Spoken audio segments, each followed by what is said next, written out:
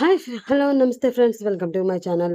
ఈరోజు మీకోసం ఒక మంచి షార్ట్ లవ్ స్టోరీని తీసుకువచ్చేసానండి. ఈ స్టోరీ చాలా రోజుల నుంచి చాలామంది అడుగుతున్నారు వైల్డ్ ప్రేమ కథ పెట్టమని. ఆ విధంగా ట్రై చేశాను. ఇది నాకు కొంచెం కష్టమే. ఎలా ఉందో మీరే చూసి చెప్పండి. ఇంకా స్టోరీలోకి వెళ్ళిపోదామా మరి? అలాగే వెళ్ళిపోయే ముందు లైక్ చేసి, షేర్ చేసి, సబ్స్క్రైబ్ చేసుకోవడం మర్చిపోవద్దు. అది సిటీకి దూరంగా ఉన్న ఒక పాడుబడిపోయిన బంగ్లా. అర్ధరాత్రి సమయం 1 గంట దాటుతూ ఉండగా ఆ బంగ్లా ముందుకి ఒక కారు వచ్చి ఆగింది. ఆ కారు నుండి black colour jeans, normal check shirt వేసుకుని వైట్ కలర్ స్కిన్ టోన్తో సిల్కీ హెయిర్తో చాలా స్టైల్గా ఉన్న ఒక వ్యక్తి దిగాడు. తన కళ్ళకి ఉన్న గాగల్స్ తీసి ఒక్కసారి ఆ చుట్టుపక్కలంతా తన కళ్ళతో గమనించి ఎవరు తమని స్పై చేయడం లేదు అని కన్ఫర్మ్ చేసుకుని మెల్లిగా ఆ బంగ్లా లోపలికి వెళుతూ ఉన్నాడు ఆ వ్యక్తి. అలా వెళుతూ ఉన్న అతనికి ఒక వ్యక్తి ఎదురు వచ్చి, "చాలా టార్చర్ చేశాం సార్. కానీ మేము ఎంత చేసినా, ఏం చేసినా వాడు నోరు విప్పడం లేదు, ఏమీ చెప్పడం లేదు. ఎంత అడిగినా నాకేమీ తెలియదు అని మాత్రమే చెప్తున్నాడు. ఇంకా కొడితే ఎక్కడ చస్తాడేమో అన్న భయంతో అలాగే వదిలేశాం సార్" అంటూ చెప్పాడు. ఆ మాటతో సీరియస్‌గా అతని వైపు చూస్తూ ఆ బంగ్లాలో ఉన్న ఒక గదిలోకి వెళ్ళిన అతనికి ఒక వ్యక్తిని కుర్చీలో కూర్చోబెట్టి తాళ్లతో అతని చేతులు వెనక్కి పెట్టి కట్టేసి ఉండగా అతని మొహమంతా రక్తమయమయ్యి చూస్తూ ఉంటే కాసేపట్లోనే ప్రాణం పోయేవాడిలా నీరసంగా తల ఒక పక్కకి వాలేసి కనిపించాడు. అతని చుట్టూ మరో ముగ్గురు వ్యక్తులు కోపంగా అతని వైపే చూస్తూ ఉన్నారు. ఇతను అక్కడికి రావడం చూసిన వాళ్ళు కొంచెం దూరం జరిగి ఆ వ్యక్తి ముందు ఒక చైర్ తీసుకువచ్చి వేశారు. వాళ్ళందరి చేతుల్లో కూడా గన్స్ ఉన్నాయి. దానితో ఆ చైర్‌లో కూర్చుంటూ తన దగ్గర ఉన్న గన్ తీసి ఆ గన్ ఆ వ్యక్తి గెడ్డం కింద పెట్టి అతని తలని పైకి ఎత్తి చూస్తూ సూటిగా అతని వైపు చూస్తూ, "మర్యాదగా చెప్పు.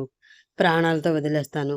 లేదు అంటే నీ ప్రాణానికి గ్యారంటీ నేనివ్వలేను" అంటే తన కోల్డ్ వాయిస్‌తో చాలా సీరియస్‌గా వార్నింగ్ ఇచ్చాడు అతను. ఆ వాయిస్‌లో ఉన్న బేస్ వింటూ ఉంటేనే ఆ ముందు ఉన్న వ్యక్తి గుండెల్లో దడదడలాడిపోతున్నాయి. అయినా కూడా కంట్రోల్ చేసుకుంటూ, "నాకు ఏమీ తెలీదు. మీరు ఎవరో అనుకుని నన్నిక్కడికి తీసుకువచ్చారు. నిజంగా నేను చెప్పేది వినండి. నన్ను వదిలేసేయండి" అంటూ అసహనం, కోపం కలగలిపిన గొంతుతో అరిచాడు ఆ వ్యక్తి. ఆ వెంటనే అతని ముందు కూర్చున్న వ్యక్తి గన్‌లోని బుల్లెట్ అతని కాలులో బలంగా దూసుకుపోయింది. నొప్పికి తట్టుకోలేక అమ్మా అంటూ ఒక్కసారిగా అరిచిన అతని అరుపు ఆ బిల్డింగ్ అంతా ప్రతిధ్వనించింది. అమ్మా, బాబు అని నెమ్మదిగా బతిమిలాడుతూ ఉంటే, "నాకు తెలీదు అని తప్పించుకోవాలని చూస్తావా? చెప్పు.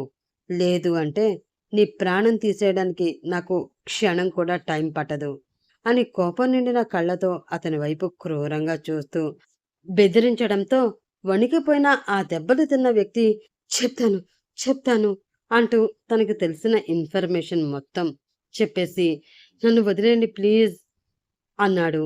అది విన్న ఇతని మొహంలో ఒక క్రూరమైన నవ్వు రావడంతో, "థాంక్యూ" అని చెప్పి తన గన్‌లో ఉన్న బుల్లెట్స్ మొత్తం అతని గుండెల్లోకి దించి, "మిస్టర్ డెవిల్, నిన్నెదుర్కోవడానికి నేను వస్తున్నాను. Be ready. ఈసారి నువ్వు నా నుంచి తప్పించుకోలేవు" అని అనుకుని క్రూరంగా నవ్వుకున్నాడు. నెక్స్ట్ డే మార్నింగ్ దినపత్రికలో సీరియస్‌గా కూర్చుని ఉన్న డైరెక్టర్ మధుసూదన్ తన ముందు ఉన్న అమ్మాయి వైపు దీక్షణంగా చూస్తూ, "సిటీలోనే అది చాలా పెద్ద ఫేమస్ హోటల్. అందరికీ అది మాత్రమే తెలుసు. కానీ ఆ హోటల్‌లో ఎవరికీ తెలియని ఒక చీకటి కోణం కూడా ఉంది.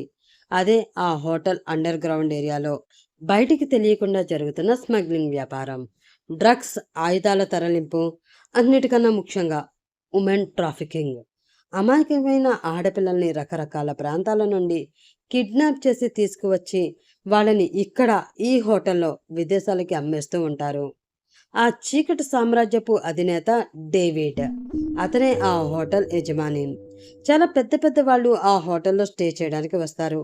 దానికి కారణం ఇతను అమ్మే మత్తుమందు. బయట ఎవరికీ తెలియకుండా ఆ హోటల్లో అతనిచ్చే మత్తుమందు తీసుకుని ఫుల్‌గా ఎంజాయ్ చేయడానికి వచ్చే ధనవంతుల బిడ్డలు అతనికి బానిసలు. ఆ మత్తుమందికి అలవాటు పడిపోయిన వారు అతను ఏం కావాలి అంటే అది చేసి పెడుతూ, తమకి కావాల్సింది తీసుకుంటూ ఆ మత్తులోనే ప్రపంచంగా మార్చుకుని తేలియాడుతూ ఉంటారు. ఈ హోటల్లో రైడింగ్‌లు గట్ట ఏమీ జరగవు. ఇది అందరికీ తెలిసిన ఓపెన్ సీక్రెట్. ఇలా అందరూ ఓపెన్‌గా మాట్లాడుకోవడమే తప్ప, దీనిని నిరూపించడానికి ఎవ్వరి దగ్గర ఎటువంటి సాక్ష్యాలు దొరకవు. మనం కనుక ఈ ఇష్యూని క్రాక్ చేసి, వాడి బండారాన్ని బయట పెట్టగలిగాము అంటే, మన ఛానల్ నంబర్ 1 ప్లేస్‌లోకి వెళ్ళిపోతుంది. ఎవరు కూడా మనల్ని టచ్ చేయలేరు అని డైరెక్టర్ చెప్పడంతో, ఒక్క నిమిషం ఆలోచించి, "ఈ ఆపరేషన్ నేను చేస్తాను సార్" అంటూ చాలా ధైర్యంగా చెప్పింది ఆరోహి. ఆ మాటతో స్టన్ అయ్యి, "Miss Aarohi, are you sure?" అంటూ ఆశ్చర్యంగా అడిగాడు director. "Yes sir, I am sure about it. 100% ఇది నేను చేయగలను" అని చాలా ధీమాగా చెప్పింది ఆరోహి. "నువ్వేదైనా చేయగలవు. ఆ నమ్మకం నాకుంది. బట్ ఇది చాలా రిస్క్. మామూలు వాళ్ళు అయితే ఈ ఆపరేషన్ చేయడానికి చాలా భయపడుతూ ఉంటారు. నువ్వు రీసెంట్‌గానే ఈ ఆఫీస్‌లో జాయిన్ అయ్యావు. పైగా అమ్మాయివి. ఇది నీ వల్ల అవుతుందా? ఏదైనా తేడా వస్తే వాళ్ళు నీ ప్రాణం తీయడానికి కూడా వెనకాడరు." "వెనకాడడమేంటి? ఖచ్చితంగా తీసేస్తారు. ఒకసారి బాగా ఆలోచించుకో" అంటూ వార్నింగ్ ఇస్తున్నట్లు చెప్పాడు డైరెక్టర్. "ఆలోచించుకోవడానికి ఏముంది సార్ ఇందులో? వాళ్ళకి దొరికితే నా ప్రాణం పోతుంది. దొరకకపోతే చాలామంది అమ్మాయిల జీవితాలు నిలబడతాయి. నా ప్రాణం పోతే నా అంటూ ఎవరూ లేని అనాథని. నా కోసం బాధపడేవాళ్ళు, కన్నీరు కార్చేవాళ్ళు ఎవ్వరూ ఉండరు. ఒక మంచి పని చేస్తూ ప్రాణం వదిలేసినందుకు నేను సంతోషపడతాను. అలా కాకుండా వాళ్ళని నేను పట్టుకోగలిగితే అది ఒక్కటి చాలు సార్ నా జీవితానికి ఒక అర్థం ఉంది అని నేను ఫీల్ అవ్వడానికి.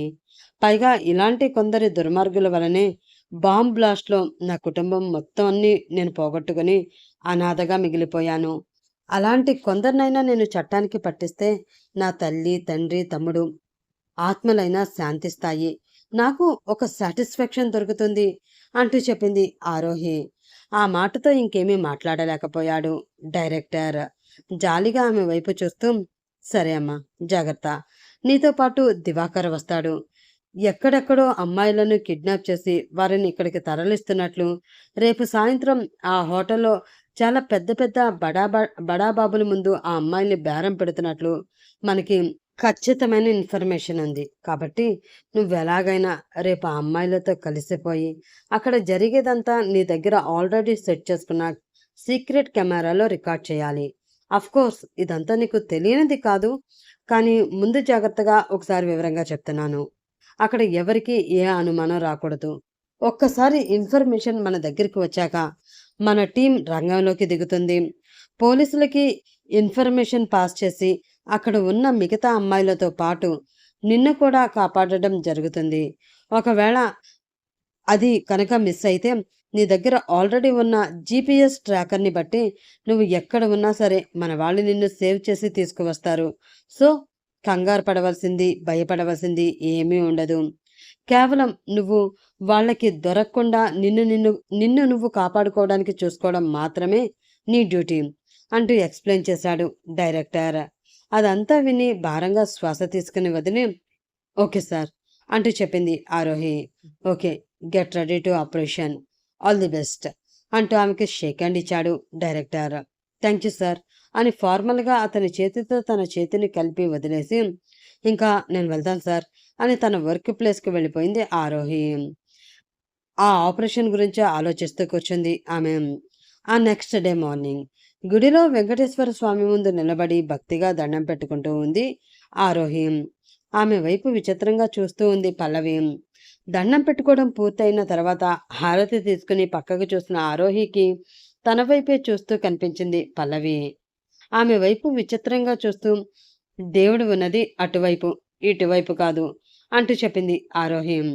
"అది తెలిసే, కానీ ఈరోజు దేవుడు నాకు ఒక వింతని, విడ్డూరాన్ని, విచిత్రాన్ని చూపిస్తున్నాడు. అందుకే నేనెక్కడో ఉన్నది కూడా మైమర్చిపోయి ఆ విచిత్రాన్ని చూస్తూ ఉన్నాను" అయోమయంగా అంది పల్లవి. "నోరు ముయ్యవే. ఎప్పుడు చూసినా వసపెట్టలాగా ఏదో ఒకటి వాగుతూనే ఉంటావు. అయినా ఇప్పుడు నన్ను చూసేంత విచిత్రం నాలో ఏముంది?" అంటూ విసుక్కుంది ఆరోహి. "ఏముంది అని అంత సులువుగా అంటావేంటే?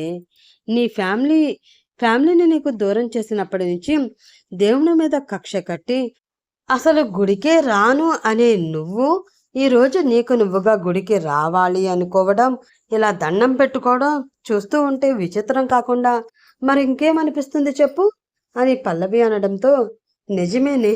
ఆ రోజు నేను ఉన్న కోపంలో, బాధలో దేవుడు నాకు అన్యాయం చేశాడు అనుకున్నాను. కానీ నా రాతలో అది రాసి పెట్టుంది. అందుకే ఇంత కష్టం నాకు వచ్చింది అన్న సత్యాన్ని ఆ రోజు నేను గ్రహించలేకపోయాను. నేనే కాదులే, ఈ ప్రపంచంలో చాలామంది తమ జీవితంలో రాసిపెట్టి ఉంది జరుగుతుంది అన్న సత్యాన్ని గ్రహించకుండా దేవుడే మాకు అన్యాయం చేసేశాడు అని దేవుడిని దూషించడం అలవాటే కదా. అందులో నేను ఒక దాన్ని. కానీ ప్రతి ఒక్కరూ తెలుసుకోవాల్సిన విషయం ఏంటి అంటే, దేవుడికి మన మీద కక్ష కోపాలు లాంటివి ఉండవే. మనమే లంచమిచ్చి మన పని జరగాలి అని కోరుకుంటాము. కానీ మన జీవితంలో ఏది రాసి ఉందో అదే జరుగుతుంది. మనం ప్రయత్నం చేసి ఆయన ముందు ఫలితం కోసం చేతులు జోడించడం తప్ప, మొత్తం ఆయనే చేసేసి ఫలితం మనకి ఇస్తారు అని ఆశించి మన పని మనం చేయడం మానేయకూడదు అని అర్థమైంది. అందుకే నా ప్రయత్నం మొదలుపెట్టాను. ఆ ఫలితం ఏదైనా సరే అందరికీ మంచి జరగాలని వేడుకోవడం కోసం ఆయన దగ్గరికి వచ్చాను అంటూ చెప్పింది ఆరోహి. ఆ మాటతో అయోమయంగా చూస్తూ, ప్రయత్నమా? ఏం ప్రయత్నం చేస్తున్నావే? నీకు ఆల్రెడీ జాబ్ ఉంది కదా, మంచి శాలరీ వస్తుంది, ఇల్లుంది, తెలివితేటలు, చదువు అన్నీ ఉన్నాయి. ఇంకేం కావాలి? ఓ, పెళ్ళా? అంటే నువ్వు ఇప్పుడు పెళ్లి కోసం ప్రయత్నం చేస్తున్నావా? ఆమెకి మాట్లాడే అవకాశం ఇవ్వకుండా లోడా లోడా వాగుతూనే ఉంది పల్లవి. ఆమె నెత్తి మీద ఒక్కటి పీకి, జీవితంలో పెళ్లి పిల్లలు తప్ప వేరే ఆలోచనే రాదా నీకు అని అంటూ తను చేయబోతున్న ఆపరేషన్ గురించి బ్రీఫ్గా చెప్పింది ఆరోహి. ఆ మాట విని షాక్ అయి, నీకేమైనా పిచ్చా? అసలు నిన్ను ఈ జాబ్లోనే జాయిన్ అవ్వద్దు అని నేను చాలా చాలా చెప్పాను.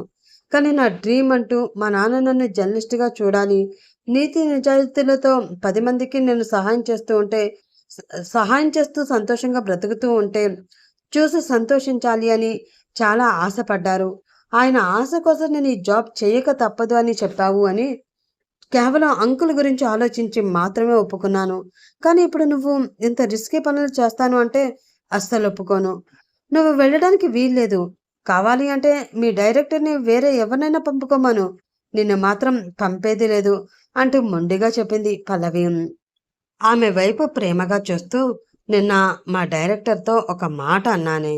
నేను అనాథని, నేను పోతే నా కోసం బాధపడేవాళ్ళు, కన్నీరు పెట్టుకునేవాళ్ళు, భయపడేవాళ్ళు ఎవ్వరూ ఉండరు అని. కానీ అలా అని నేను ఎంత తప్పు చేశానో ఇప్పుడు నిన్ను చూస్తే అర్థమవుతుంది. నా కోసం బాధపడేవాళ్ళు ఉన్నారు. నేను అనాథని కాదు, నాకొక స్నేహితురాలు ఉంది అని ఆమె చెంప మీద ప్రేమగా తన చేతితో తడుముతూ, కళ్ళల్లో తిరిగిన నీటితో ఆమెను చూస్తూ చెప్పింది ఆరోహి. అప్పటికి పల్లవి కళ్ళు కన్నీళ్లతో తడిచిపోయాయి. పిచ్చిదానా, నువ్వు అనాథవేంటే? నేను లేనా నీకు? నేను ఉండగా నువ్వెప్పటికీ అనాథవి కాదు. నా మాట విని వెళ్ళను అని చెప్పవే, ప్లీజ్, నా కోసం అంటూ బతిమలాడింది పల్లవి. కానీ వినదు కదా పాప, అసలే మొండిది. పైగా తనకి జరిగిన అన్యాయం మరి ఎవ్వరికీ జరగకూడదు, ఇలాంటి దుర్మార్గుల వలన ఏ కుటుంబంలో కన్నీళ్లు రాకూడదు అనుకునే ఆరోహి ఈ ఆపరేషన్ చేయడానికి గట్టిగానే ఫిక్స్ అయింది. సో సారీరా, నాకు ఏమీ కాకుండా తిరిగి వస్తాను కదా అని మాట ఇస్తూ, కాదు అనకురా ప్లీజ్ అంటూ బతిమలాడుతూ ఉంది ఆమె. కానీ పల్లవి వినలేదు. బొంగమూతి పెట్టుకుని కూర్చుంది. దానితో ఆరోహి కూడా అలిగి బొంగమూతి పెట్టుకుని కూర్చుంది. వాళ్ళిద్దరూ గుడిలో ఎడమొహం పెడమొహంగా కూర్చుని ఉండగా వారి మధ్యలో ఉన్న గ్యాప్లోకి ఆయాసపడుతూ వచ్చి ఒక ఆవిడ కూర్చుంది. పాపం ఆవిడ బాధ ఆవిడది. వయసు 45 సంవత్సరాలుంటుంది. పాపం అంత లేత వయసులోనే బీపీ షుగర్ తగులుకుని ఆమె ప్రాణాలు తీసేస్తూ ఉంటే, మరొక పక్కన ఆమెకి ప్రాణానికి ప్రాణమైన కొడుకు ఆమె మాట వినకుండా ఆమెని టార్చర్ పెట్టేస్తూ ఉన్నాడు. దానితో తన బాధంతా దేవుడికి చెప్పుకుందామని వచ్చిన ఆమె దేవుడికి చెప్పుకోవడం అయిపోయాక అక్కడే కూర్చుని తనలో తాను మాట్లాడుకుంటూ ఉంది.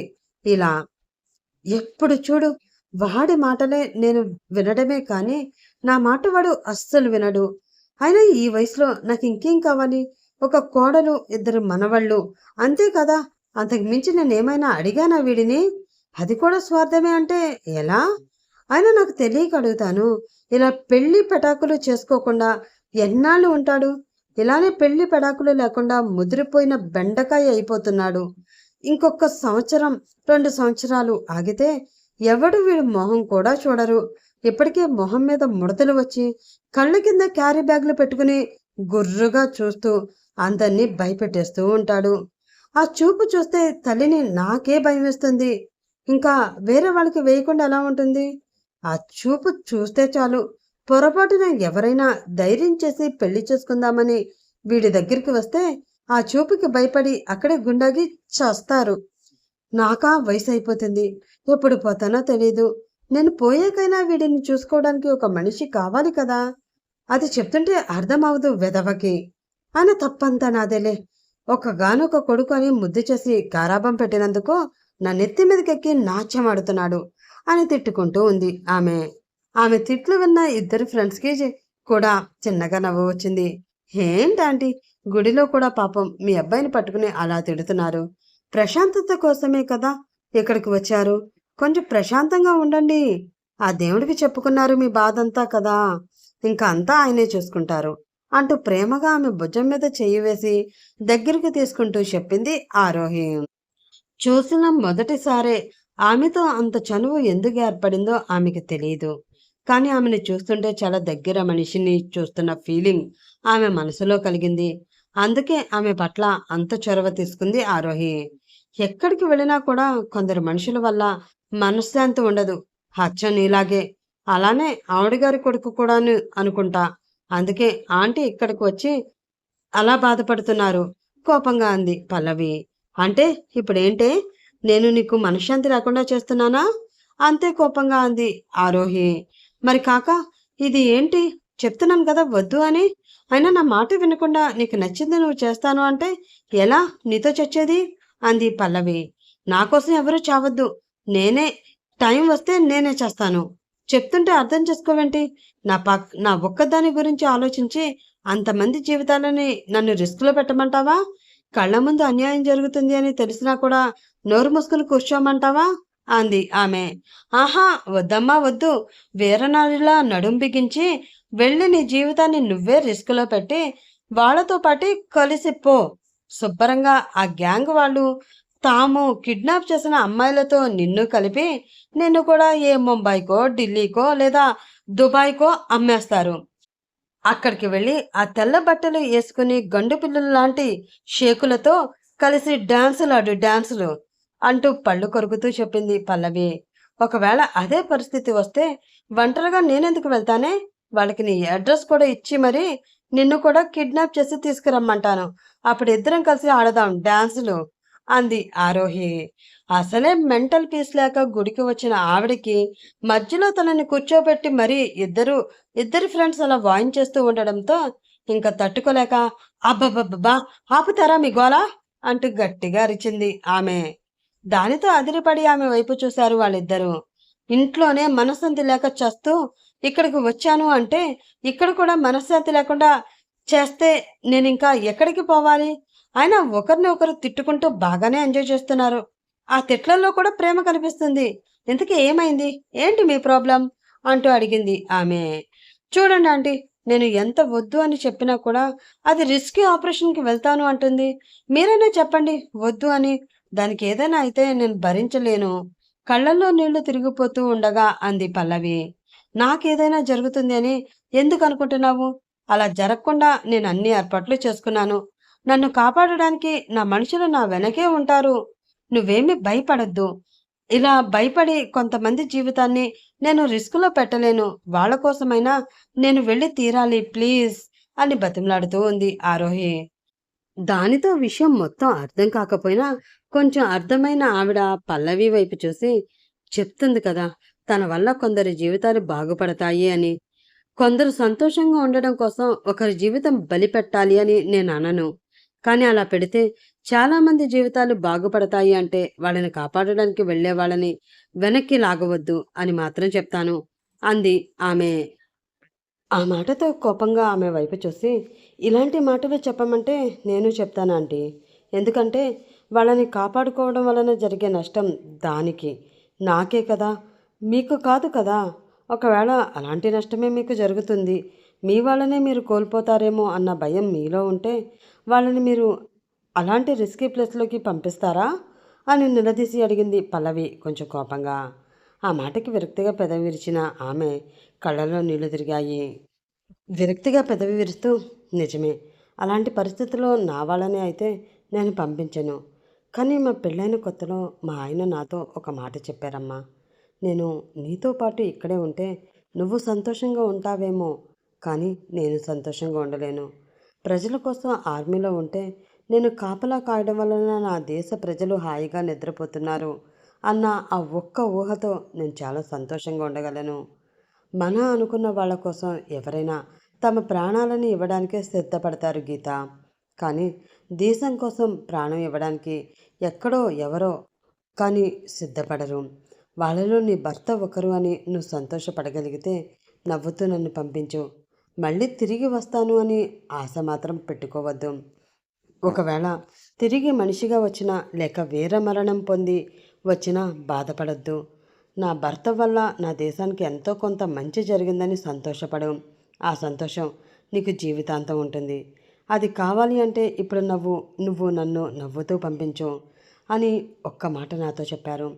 అప్పుడు నా కడుపులో ఒక బిడ్డ ప్రాణం పోసుకుంటూ ఉంది. ఆ విషయం కూడా ఆయనకి చెప్పాలి అని అనిపించలేదు. ఎందుకంటే సెంటిమెంట్.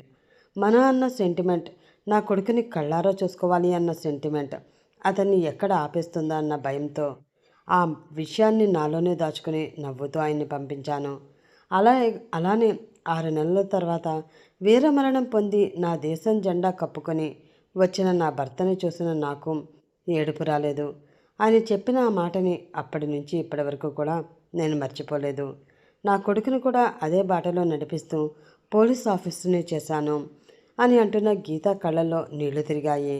ఆ మాటలన్నీ విన్న ఆరోహి ఆమెని గట్టిగా కౌగిలించుకుంది. అలానే పల్లవి కూడా కౌగిలించుకుంది.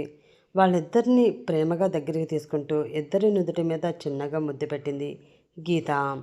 ఆ తర్వాత పల్లవి కూడా ఆరోహికి అడ్డు చెప్పలేదు. ఆమెను పంపించడం ఇష్టం లేదు, కానీ మౌనంగా ఉంది అంతే. సరే ఆంటీ, చాలా లేట్ అయింది, ఇంకా మేము వెళ్తాం అని వాళ్ళిద్దరూ అక్కడి నుంచి వెళుతూ ఉంటే, ఇదిగో అమ్మాయి, నీ పేరేంటి అని అడిగింది గీత. దానితో వెనక్కి తిరిగి, నేను ఆరోహి, తను పల్లవి అని ఆరోహి చెప్పడంతో, చాలా చక్కనైన పేర్లు అని చిన్నగా నవ్వి, నీకోసం నేను కూడా ఉన్నాను. నీకోసం ప్రతి వారం ఇదే రోజు ఇక్కడే ఈ గుడిలోనే నేను ఎదురు చూస్తూ ఉంటాను. క్షేమంగా వచ్చి నన్ను కలుస్తావు కదూ అంటూ అడిగింది గీత. ఆ మాటతో ఏదో తెలియని ప్రశాంతత మనసులోకి చేరగా, నేను అనాథని కాదు అన్న ఫీలింగ్, తనకంటూ ఒకరు ఉన్నారు అన్న ఫీలింగ్ ఆ క్షణమే ఆమె మనసులో మొదలయ్యింది. దాంతో చిన్నగా నవ్వుతూ, తప్పకుండా వస్తాను ఆంటీ అని చెప్పింది ఆరోహి. ఆ నెక్స్ట్ డే ఆ హోటల్ అండర్ గ్రౌండ్లో చాచిపెట్టి కొడితే వెళ్ళి అంత దూరాన పడింది ఆరోహి. ఆమె పెదవి చిట్లి రక్తం ధారలా కారుతూ ఉంది. నీకు ఎంత ధైర్యం ఉంటే మా అడ్డాకే వచ్చి మమ్మల్ని బయట పెట్టాలని చూస్తావు? ఈరోజు నిన్ను ప్రాణాలతో వదలను అని అంటూ ఆమె జుట్టు పట్టుకున్నాడు.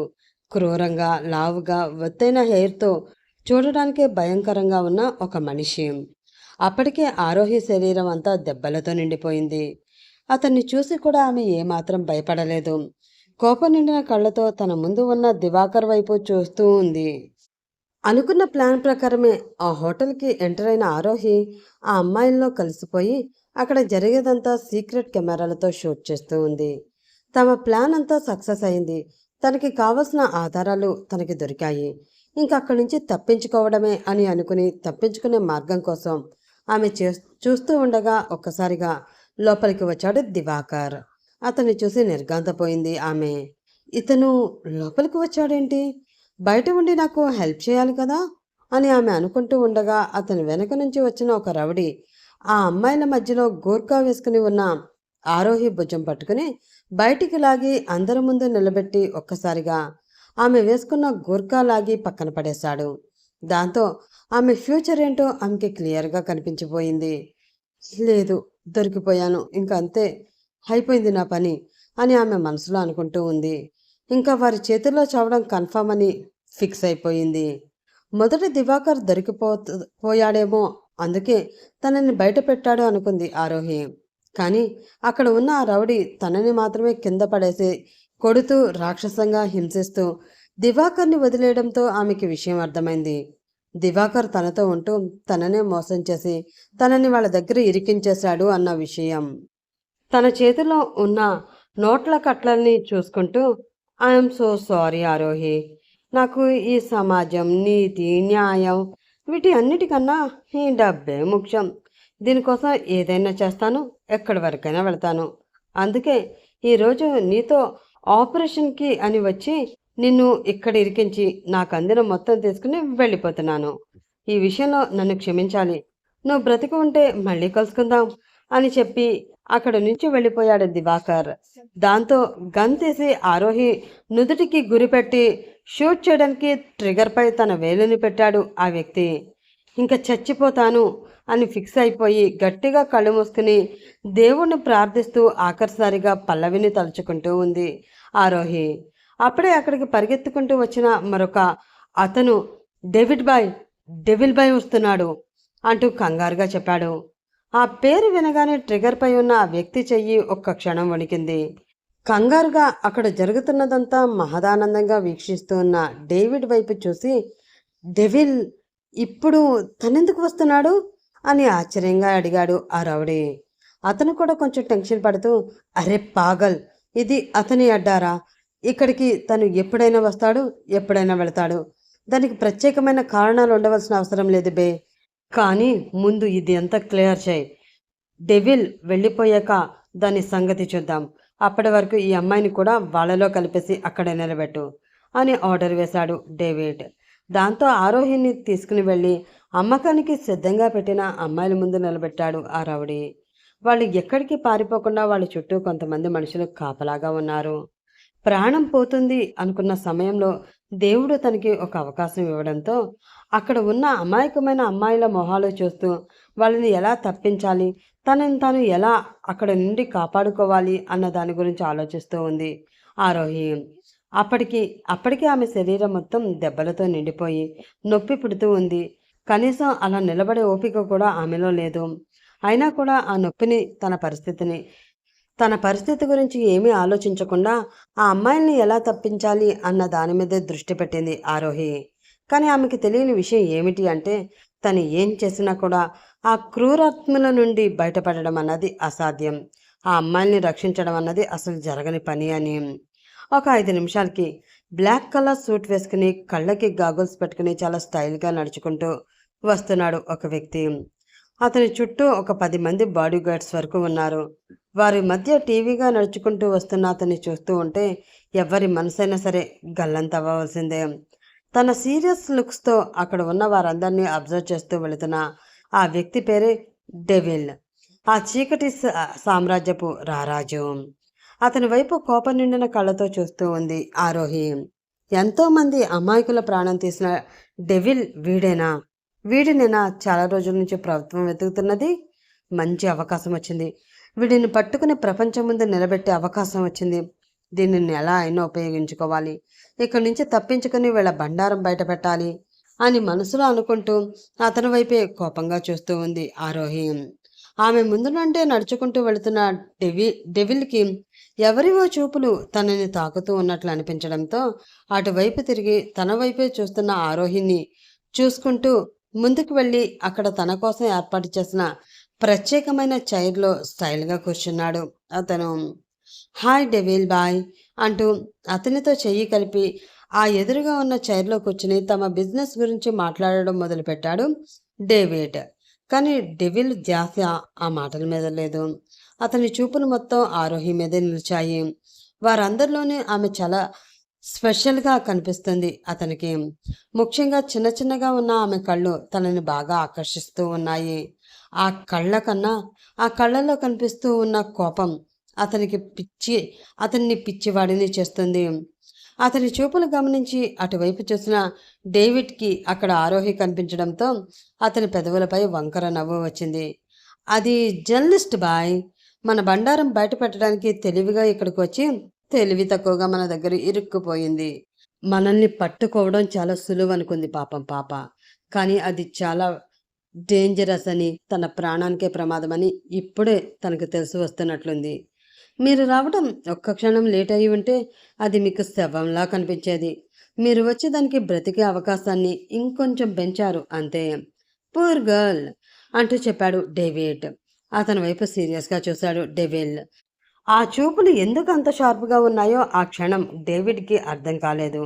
కానీ తను ఏదో తప్పు మాట్లాడాను అని అర్థం అవడంతో సారీ బాయ్ అంటూ తల వంచుకొని చెప్పాడు డేవిడ్. ఇంకొంచెం సేపు బిజినెస్ విషయాలు మాట్లాడి అక్కడి నుంచి వెళుతూ, డేవిడ్, అది నాకు కావాలి, నా రూమ్కి పంపించు అంటూ చెప్పాడు డెవిల్. ఆ మాటతో షాక్ అయ్యాడు డేవిడ్. డెవిల్ రక్తం తాగే రాక్షసుడే అని అక్కడ ఉన్న అందరికీ తెలుసు. మన ఆరోహి పాపకి కూడా తెలుసు. కానీ పొరపాటును కూడా అమ్మాయిల జోలికి వెళ్ళడు. ఇప్పటి వరకు ఒక అమ్మాయి నాకు కావాలి, నా గదికి పంపించు అని అతను అడిగింది లేదు. అలాగే అతని దగ్గరికి ఏ అమ్మాయి రావడానికి కూడా సాహసించదు. వచ్చినా అతను ఊరుకోడు. అలాంటిది మొట్టమొదటిసారి అతను అలా ఆరోహిని అడుగుతూ ఉంటే అక్కడ ఉన్న వారందరూ కూడా ఆశ్చర్యపోయారు. ఏం మాట్లాడుతున్నారు బాయ్ అని కొంచెం కంగారుగా డెవిల్ అడగడంతో, ఏ చెప్పింది వినిపించలేదా, లేక అర్థం కాలేదా అని అంటూ ఆరోహి వైపు తన అడుగులు వేస్తూ ఉన్నాడు డెవిల్. అతని మాటలకి నిర్గంతపోయిన ఆరోహి అతని అడుగులు తన వైపు పడుతూ ఉంటే భయంగా అతని వైపే చూస్తూ ఉంది. ఆ అడుగుల శబ్దమే తన గుండెల్లో ఒక రకమైన సునామీని సృష్టిస్తూ ఉంది. ఎందుకో తన ప్రాణాన్ని తీసుకుపోవడానికి వచ్చిన రాక్షసుడిని చూస్తున్న ఫీలింగ్ ఆమె మనసులో కలుగుతూ ఉంటే ఆమె గుండె స్పీడ్గా కొట్టుకుంటూ ఉంది. ఆమె దగ్గరికి వెళ్ళి కోరిక నిండిన కళ్ళతో ఆమెని పైనుండి కింద వరకు చూస్తూ తన వేలుతో ఆమె నోటి దగ్గర కారిన రక్తాన్ని తుడిచి దాని వైపు రాక్షసానందంతో చూస్తూ, ఇది నాకు కావాలి, అది కూడా ఈ రాత్రికి అంటూ చెప్పాడు డెవిల్. ఆ మాటతో గుండె ఆగినంత పని అయింది ఆరోహికి. కానీ అక్కడ ఉన్న మిగతా వారి అందరికీ కూడా ఏదో తెలియని రాక్షసానందం వచ్చింది. I know boy, I know. ఎంతటి మగవాడైనా సరే ఎక్కడో ఒక చోటన ఒక ఆడదాని దగ్గర ఆగిపోవలసిందే అని నాకు బాగా తెలుసు. కానీ నువ్వు ఏ అమ్మాయికి రియాక్ట్ అవ్వకపోవడం చూసి ఇన్ని రోజులు నీకు ఆడదాని వీక్నెస్ లేదు అంటే నమ్మడానికి కొంచెం కష్టంగానే ఉండేది. కానీ నీ రాతి హృదయాన్ని కూడా కరిగించే ఒక ఆడది నీకోసమే పుట్టింది అని ఇప్పుడే తెలిసింది. ఇదిగో ఈ అందాల పాలపిట్ట ఈ విధంగా ఇక్కడికి నీకోసమే వచ్చిందని ఇప్పుడే అర్థమైంది. Enjoy boy, enjoy. ఈరోజు ఈ డేవిడ్ నీకు ఇస్తున్న అతి గొప్ప గిఫ్ట్ ఇదే అని అంటూ ఆరోహి మణికట్టు దగ్గర పట్టుకొని ఆమెని డెవిల్ మీదకి తోశాడు డేవిడ్. దాంతో ఒకసారిగా వెళ్ళి అతని గుండెలపై ఒదిగిపోయింది ఆరోహి. ఆమె చేతులు వెనక్కి కట్టేసి ఉండడంతో అతన్ని వెనక్కి తోయలేక భయంగా తల ఎత్తి అతని వైపు చూసింది. ఆమె ఎటూ కదలకుండా ఆమె నడుం చుట్టూ తన చేతిని బిగించి పట్టుకుని ఎర్రగా కనిపిస్తూ ఉన్న ఆమె పెదవులపై తన పెదవులను ఆంచి ఒక డీప్ కిస్ ఆమెకి మొదటి చూపు గిఫ్ట్గా ఇస్తున్నాడు డెవిల్. చేతులు కట్టేసి ఉండడంతో అతని నుంచి దూరం ఎలా జరగాలో తెలియక గింజుకుంటూ ఉంది ఆరోహి. అతను అలా ముద్దు పెట్టుకుంటూ ఉంటే ఒంటి మీద పాములు జెర్లు పాగుతున్న ఫీలింగ్ కలుగుతుంది ఆమెకి. కానీ అతని పట్టు నుండి ఆమె వేరు కాలేకపోతుంది. అది చూసిన అక్కడ అమ్మాయిలు సిగ్గుతో తలలు వంచుకుని చిన్నగా ఏడుస్తూ ఉంటే ఆ రౌడీలు మాత్రం రాక్షస ఆనందంగా నవ్వుతూ ఉన్నారు. ఒక 2 నిమిషాలు చాలా ఘాటైన ముద్దు ఆమెకి గిఫ్ట్గా ఇచ్చి వదిలేసి తీసుకురండి దాన్ని అని తన మనుషులకి చెప్పి అక్కడి నుంచి గాంభీర్యంగా నడుచుకుంటూ వెళ్ళిపోతున్నాడు డెవిల్. దానితో అతని వెనకే ఉన్న మనుషులు ఆరోహి చేతులు పట్టుకుని అక్కడి నుంచి అతని వెనకే బలవంతంగా ఆమెను తీసుకుని వెళుతున్నారు. నన్ను వదలండి ప్లీజ్, ఎక్కడికి తీసుకువెళుతున్నారు, ప్లీజ్ హెల్ప్ మీ అని ఆరోహి గోల చేస్తూనే ఉంది. కానీ వాళ్ళు ఎవ్వరూ కూడా ఆమె మాటల్ని కొంచెం కూడా పట్టించుకోలేదు. ఏదో తెలియని బాధ కన్నీళ్ల రూపంలో కళ్ళ నుండి కారిపోతూ ఉంటే మనసులో కొండంత బాధను మోస్తూ కష్టంగా వారితో కలిసి అడుగులు వేస్తూ ఉంది ఆమె. అప్పటికి అది చెప్తూనే ఉంది, వింటేనా, ఎక్కడ వింటాను, కొవ్వు కదా నాకు, ఇప్పుడు మొత్తం దిగిపోతుంది. ఆహా! లేదు లేదు. వీడు పూర్తిగా దించేస్తాడు. అది చెప్పినట్లు ఏ దుబాయ్ పంపించినా బాగుండును. ఆ షేకుల్ని ఏదోలా మాయ చేసి అక్కడి నుంచి పారిపోయి వచ్చేదాన్ని. కానీ ఇక్కడికి వచ్చి ఈ డెవిల్ దగ్గర ఇరుక్కుపోయాను ఏంట్రా భగవంతుడా! వీడి నుంచి తప్పించుకోవడం కొంచెం కష్టంగానే ఉంటుంది. కష్టమేంటి నా బొంద? అసాధ్యమనే చెప్పుకోవాలి. ఇప్పుడు నాకేంటి దారి? అని ఆమె అనుకుంటూ ఉండగానే ఆమెని అలానే తీసుకువెళ్ళి ఒక రూమ్ లోపలికి తోసి డోర్ లాక్ చేశారు ఆ మనుషులు. అలా లోపలికి తోసే ముందు ఆమె కట్లు విప్పేశారు. వాళ్ళు తొయ్యడంతో వెళ్ళి అక్కడ ఉన్న బెడ్పై పడిన ఆరోహి ఒక్కసారిగా లేచి ఆ డోర్ దగ్గరికి పరుగు తీసి ఆ డోర్పై గట్టిగా కొడుతూ, ప్లీజ్ డోర్ ఓపెన్ చేయండి, నన్ను వదలండి ప్లీజ్ అని ఏడుస్తూ ఆ డోర్ని కొడుతూనే ఉంది. కానీ ఆమె ఎంత కొట్టినా కూడా ఆ డోర్ ఓపెన్ అవ్వలేదు. దానితో ఆ డోర్కి జారబడి కింద కూలబడి మోకాళ్ళలో తల దాచుకుని ఏడుస్తూనే ఉంది ఆమె. ఒక్క క్షణం ఆమె జీవితం అయిపోయింది, ఇంకా చావే తనకి శరణ్యం అన్న ఫీలింగ్ ఆమె మనసులో కలుగుతుంది. ఏం చెయ్యాలో అర్థం కావడం లేదు. ఎలా అక్కడ నుంచి తప్పించుకోవాలో అసలే తెలియడం లేదు. దానితో ఏడుస్తూ అక్కడే కూలబడింది. వాళ్ళ చేతుల్లో బాగా దెబ్బలు తిని ఉండడం, పైగా ఎక్కువ ఏడడం వలన నీరసం వచ్చి కొంచెం సేపటికి స్పృహ తప్పి అక్కడే అలాగే పడిపోయింది ఆమె. ఒక 2 గంటల తర్వాత మెల్లిగా స్పృహలోకి వస్తూ ఉన్న ఆరోహి చిన్నగా కళ్ళు తెరిచి చూడడంతో తన కళ్ళ ముందు అంతా చీకటిగా కనిపించింది. దానితో అదిరిపడి లేచి బెడ్ మీద కూర్చుని నేనిప్పుడు ఎక్కడున్నాను అని అనుకుంటూ 2 నిమిషాలు ఆలోచించిన తర్వాత తనకు జరిగిందంతా గుర్తు రావడంతో భయంగా, హలో, ఎవరైనా ఉన్నారా ఇక్కడ అంటూ చిన్నగా పిలిచింది ఆమె. కానీ ఆమెకి ఎటువంటి సమాధానం రాలేదు.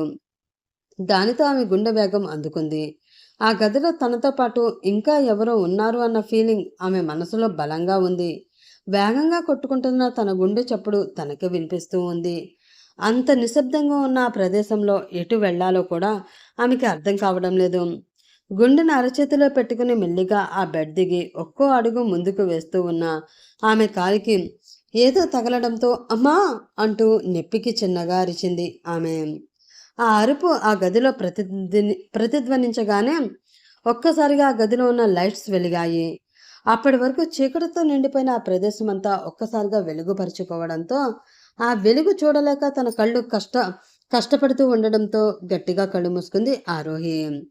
ఆ బెడ్కి ఎదురుగా ఉన్న సోఫాలో కాలు మీద కాలు వేసుకుని కూర్చుని దీక్షణంగా ఆమె వైపే చూస్తూ ఉన్న డెవిల్కి అలా కళ్ళు మూసి భయపడుతూ నిలబడి ఉన్న ఆరోహి చాలా ముద్దుగా మరింత అందంగా కనిపించింది.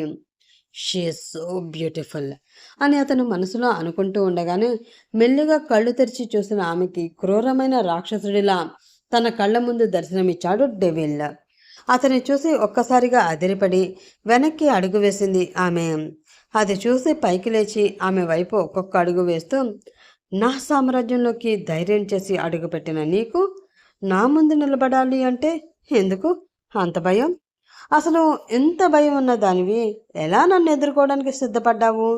తన కోల్డ్ వాయిస్తో చాలా సీరియస్గా అడిగాడు డెవిల్. నా కర్మ కాలి అడుగుపెట్టాను. కొత్త పెళ్లి కొడుకు పొద్దెరగడు అన్న సామెతలాగా కొత్తగా జాబ్ వచ్చింది అన్న ఆనందంలో ముందు వెనక చూసుకోకుండా అడ్వెంచర్ చేసేస్తేనే ఒక గుర్తింపు అంటూ వస్తుంది. నేను పెద్ద వీరనారిని అన్న పిచ్చి ఆలోచనతో ఒక దూకు దూకాను. నా దరిద్రం కొద్దీ నేను దూకింది చిన్న నీళ్లగుంటలో కాదు, నన్ను నిలువునా ముంచేసే సముద్రంలో అని దూకిన తర్వాత తెలిసి వచ్చింది అని మనసులో అనుకుంటూ భయంగా ఉన్నా కూడా దాన్ని బయటికి కనబడకుండా కవర్ చేసుకుంటూ కోపాన్ని కళ్ళల్లో చూపిస్తూ మనుషుల ప్రాణాలతో మానాలతో ఆడుకునే నీలాంటి వాళ్ళని ఎదిరించాలి అంటే ఎవరో ఒకరు ధైర్యం చెయ్యాలి కదా. అది నేనే ఎందుకు కాకూడదు అనుకున్నాను, చేశాను అని సమాధానం చెప్పింది ఆమె. అందుకని అస్సలు ధైర్యం అంటే ఏంటో కూడా తెలియని నువ్వు ఆ ధైర్యం చేశాను అంటావు అంతేనా అంటూ ఆమె మీదకి వస్తూ అడిగాడు డెవిల్. ఇప్పుడు కాదురా, ఏదో ఒక రోజు మీ బండారం బయట పెట్టేది నేనే. అప్పుడు తెలుస్తుంది నాకు ధైర్యం ఉందో లేదో అని అని మనసులో అనుకుంటూ తన షర్ట్ కాలర్ దగ్గర ఉన్న బటన్కి పెట్టిన సీక్రెట్ కెమెరా వైపు చూసుకుని కొంచెం రిలాక్స్డ్గా ఫీల్ అవుతూ, నువ్వు చేసే అకృత్యాలన్నీ రికార్డ్ అవుతూనే ఉన్నాయి, చెప్తా నీ సంగతి, వన్స్ నేను బయటకు వెళ్ళే అవకాశం వస్తే అప్పుడు చెప్తాను నీకు, చుక్కలు చూపిస్తాను అని మనసులో అనుకుంటూ పైకి చూసిన ఆమెకి హాఫ్ ఇంచు దూరంలో తనకి దగ్గరగా వచ్చి నిలబడిన డెవిల్ కనిపించాడు. అతని శ్వాస తన మొహానికి తగులుతూ ఉంటే ఏదో తెలియని టెన్షన్ వచ్చేస్తుంది పాపకి. ఓయ్, ఏంటి ఎంత దగ్గరికి వచ్చావు?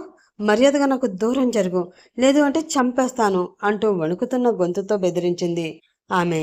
ఏంటి, చంపుతావా? ఏది, చంపు చూస్తాను అని అంటూ తమ మధ్య ఉన్న హాఫ్ ఇంచు దూరాన్ని కూడా చెరిపేస్తూ తన శరీరం ఆమె శరీరానికి టచ్ అయ్యే విధంగా నిలబెట్టాడు డెవిల్. అంతే, పాప గుండె ఒక్కసారిగా జారిపోయింది. కంగారుగా 2 అడుగులు వెనక్కి వేసి, అసలు ఏం కావాలి నీకు?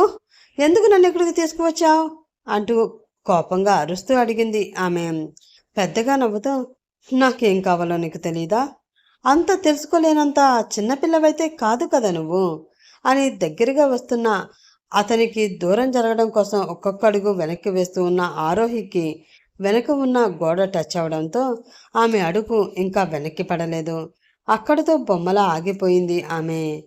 పింక్ కలర్లో లేలేత తమలపాకులా తనని ఊరిస్తూ ఉన్న ఆమె పెదాల వైపు కోరికగా చూస్తూ, you are so hot baby. Jeans and టీషర్ట్లోనే నువ్వు ఇంత హాట్గా ఉంటే ఇంకా షార్ట్ లెంత్ డ్రెస్సులు వేస్తే నిన్ను చూసి ఆగడం కష్టమే అని అంటూ చిన్నగా తన పెదవులని తడి చేసుకుంటూ ఆమె పెదవులని అందుకోవడానికి ముందుకు వస్తూ ఉన్నాడు అతను. అది గ్రహించి అతనికి అందకుండా పక్కకి తప్పుకోవాలని చూసింది ఆమె. కానీ ఆమెకి ఆ అవకాశం ఇవ్వకుండా ఆమెకి 2 వైపులా తన చేతులని గోడ మీద ఆంచి ఎటూ వెళ్లకుండా ఆమెని లాక్ చేసి ఆమె కాళ్ళ చుట్టూ తన కాలుని మెలివేసి పట్టుకుని ఆమెని ఒక్కసారిగా తన మీదకి లాక్కున్నాడు అతను. దాంతో అదిరిపడింది ఆరోహి. తన చేతులను ఆమె చుట్టూ చుట్టి ఆమె పెదాలని ఒక్కసారిగా తన పెదవులతో అందుకుని వాటిలోని మాధుర్యాన్ని రుచి చూస్తూ ఉన్నాడు అతను. అది భరించలేక అతని ఛాతీ మీద చేతులు వేసి వెనక్కి తోయాలి అని ప్రయత్నిస్తుంది ఆమె. ఆమెకి ఆ అవకాశం ఇవ్వకుండా ఆ పెదాలని తన పెదాల కింద పెట్టి నలిపేసి ఆమె నడువుని తన చేతులతో నొక్కుతూ పెదాలు బోర్ కొట్టడంతో కొంచెం కిందకి జరిగి ఆమె మెడ మీద ముద్దులు పెడుతూ ఒక్కసారిగా ఆమె షర్ట్ పట్టుకుని గట్టిగా లాగాడు అతను. దాంతో షర్ట్కి ఉన్న బటన్స్ అన్నీ తెగిపోగా ఒక్కసారిగా ఆమె నుండి ఆ షర్ట్ వేరే అయిపోవడంతో వెన్నలా నున్నగా ఉన్న ఆమె శరీర అందం బయటపడింది. బ్లాక్ కలర్ బ్రాలో ఎత్తైన అందాలు ఉక్కిరి బిక్కిరి అవుతూ ఉంటే వాటి వైపే చూస్తూ ఉన్నాడు అతను. షర్ట్ లాగేయడంతో అదిరిపడిన ఆమె తన చేతులని తన యథా అందాలకే అడ్డుగా పెట్టుకోవాలని చూసింది. కానీ అది ముందుగానే గ్రహించిన అతను ఆమెకి అవకాశం ఇవ్వకుండా ఆమె చేతులు 2 వెనక్కి మెలితిప్పి తన ఒక్క చేతిలో గట్టిగా బంధించి పట్టుకుని ఆమె అందాలని తనివి తీరా చూస్తూ ఉన్నాడు అతను. మెల్లిగా తన వేలిని ఆమె పెదవులపై ఉంచి అక్కడి నుంచి కిందకి మెడదాకా తీసుకువచ్చి అలానే మరి కొంచెం కిందకి పోనిస్తూ ఎత్తైన శిఖరాల మధ్య నుండి దాటించి నడుము దగ్గర అందంగా కనిపిస్తున్న నాభి లోతు దగ్గర ఆ వేలుని ఆపాడు. సన్నగా వంపు తిరిగి ఉన్న ఆ నడుము చూస్తూ ఉంటే మనసులో ఏదో తెలియని గిలిగింత పుడుతూ ఉండడంతో ఆమె చేతిని వదిలేసి మోకాళ్ళ మీద కూర్చుని తన 2 చేతుల మధ్య ఆ నడుముని బంధించి పొట్ట మీద చిన్నగా ముద్దులు పెడుతూ ఉన్నాడు అతను.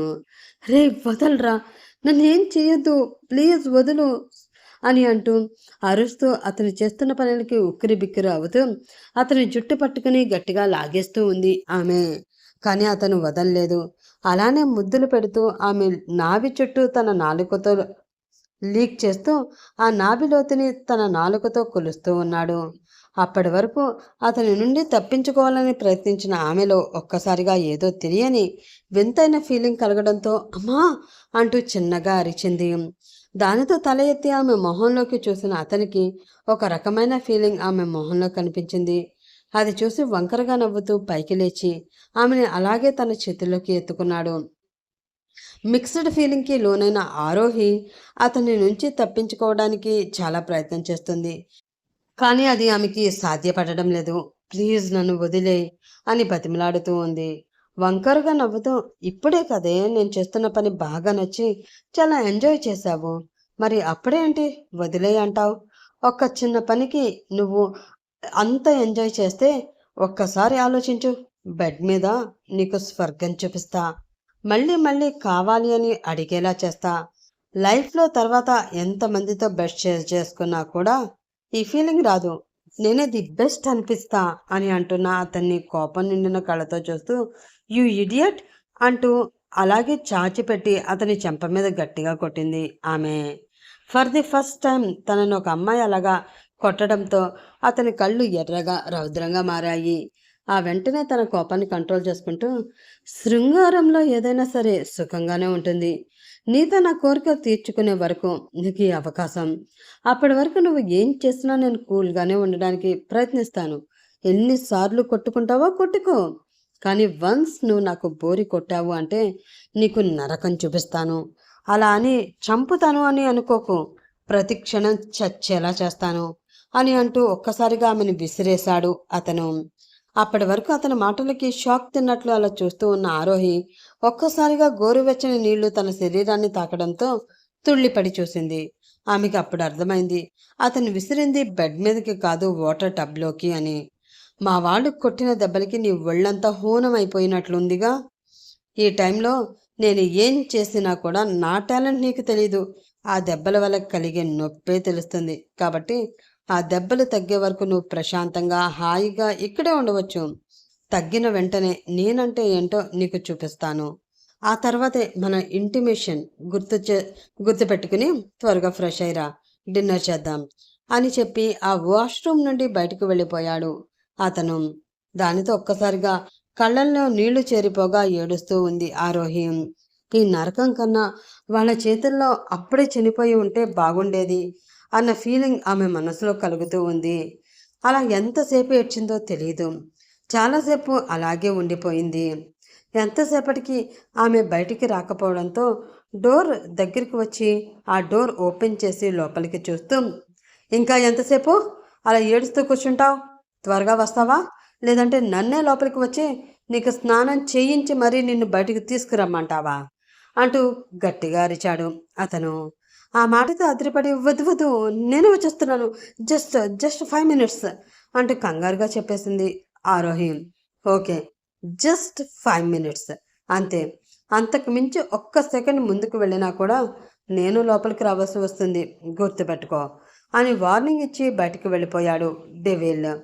దానితో ఆ టబ్లో నుంచి లేచి ఒక్కసారి ఆ వాష్రూమ్ మొత్తం తన కళ్ళతోటే వెతికింది. అక్కడ ఎక్కడా కెమెరాలు ఉన్నట్లు ఆమెకి కనిపించలేదు. అయినా తనకి అనుమానం చాలక చిన్నగా డోర్ తెరిచి తల బయటికి పెట్టి చూసి హలో అంటూ పిలిచింది ఆమె. ఆ రూమ్ వైపే చూస్తూ ఉన్న అతను ఏంటి అంటూ అడిగాడు. కెమెరాస్ అని అడగడానికి నోరు పెగలకపోవడంతో నసుకుతూ ఉంది ఆమె. ఏం కావాలో త్వరగా చెప్పు అరిచాడు అతను. ఆ అరుపుకి భయపడి గట్టిగా కళ్ళు మూసుకుని వాష్రూమ్లో కెమెరాలు ఏమైనా పెట్టారా? నాకు డౌట్గా ఉంది, నేను ఫ్రెష్ అవ్వలేను ఇక్కడ అంటూ టక్కున చెప్పేసింది ఆమె. ఆ మాటకి అతని పెదవులు అందంగా విచ్చుకున్నాయి. ఆమె చూడకుండా చిన్నగానే నవ్వుకుని ఆ తర్వాత మళ్ళీ ఫేస్ గాంభీర్యంగా పెట్టేసి, ఇది నా పర్సనల్ బెడ్రూమ్. నేను యూజ్ చేసే వాష్రూమ్లో కెమెరాలు ఎవడు పెడతాడు? ఎవడికి ఉంది ఆ ధైర్యం అంటూ సీరియస్గా చెప్పాడు డెవిల్. నా అనుమానం వాడి మీద వీడి మీద కాదు, నీ మీదే అంది ఆమె. ఏంటి, నా మీద? అయితే నిన్ను చూడడం కోసం నేను కెమెరాలు పెట్టవలసిన అవసరం లేదు. నా కళ్ళ ముందు ఉన్నావు కదా, చూపిస్తూనే ఉన్నావు కదా, చూస్తూనే ఉన్నాను కదా అన్నాడు అతను.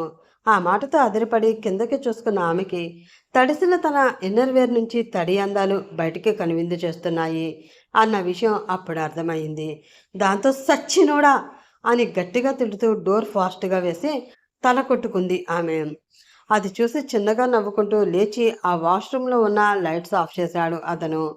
నీకు పిచ్చి పట్టిందే, పిచ్చి పట్టింది, అందుకే ఆ బాబు ముందుకి అలా వెళ్ళావు అని తనను తాను తిట్టుకుంటూ ఉన్న ఆమె లైట్స్ ఆఫ్ అవ్వడం చూసి కొంచెం రిలాక్స్డ్గా ఫీల్ అవుతూ ఆ వాష్రూమ్ని ఇంచు ఇంచు గమనించి అక్కడ ఎలాంటి కెమెరాస్ లైట్స్ వెలుగుతున్నట్లు కనిపించకపోవడంతో క్లియర్గా అబ్జర్వ్ చేసి ఏమీ లేవు అని కన్ఫర్మ్ చేసుకుని ఓకే వేయొచ్చు అంటూ చెప్పింది.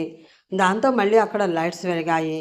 రిలాక్స్డ్గా హాయిగా సంతోషంగా తన డ్రెస్ మొత్తం రిమూవ్ చేసి చూసుకున్న ఆమెకి శరీరం అంతా ఎర్రగా కందిపోయి కొరడాలతో కొట్టడం వల్ల దెబ్బలు తేలి కనిపించింది.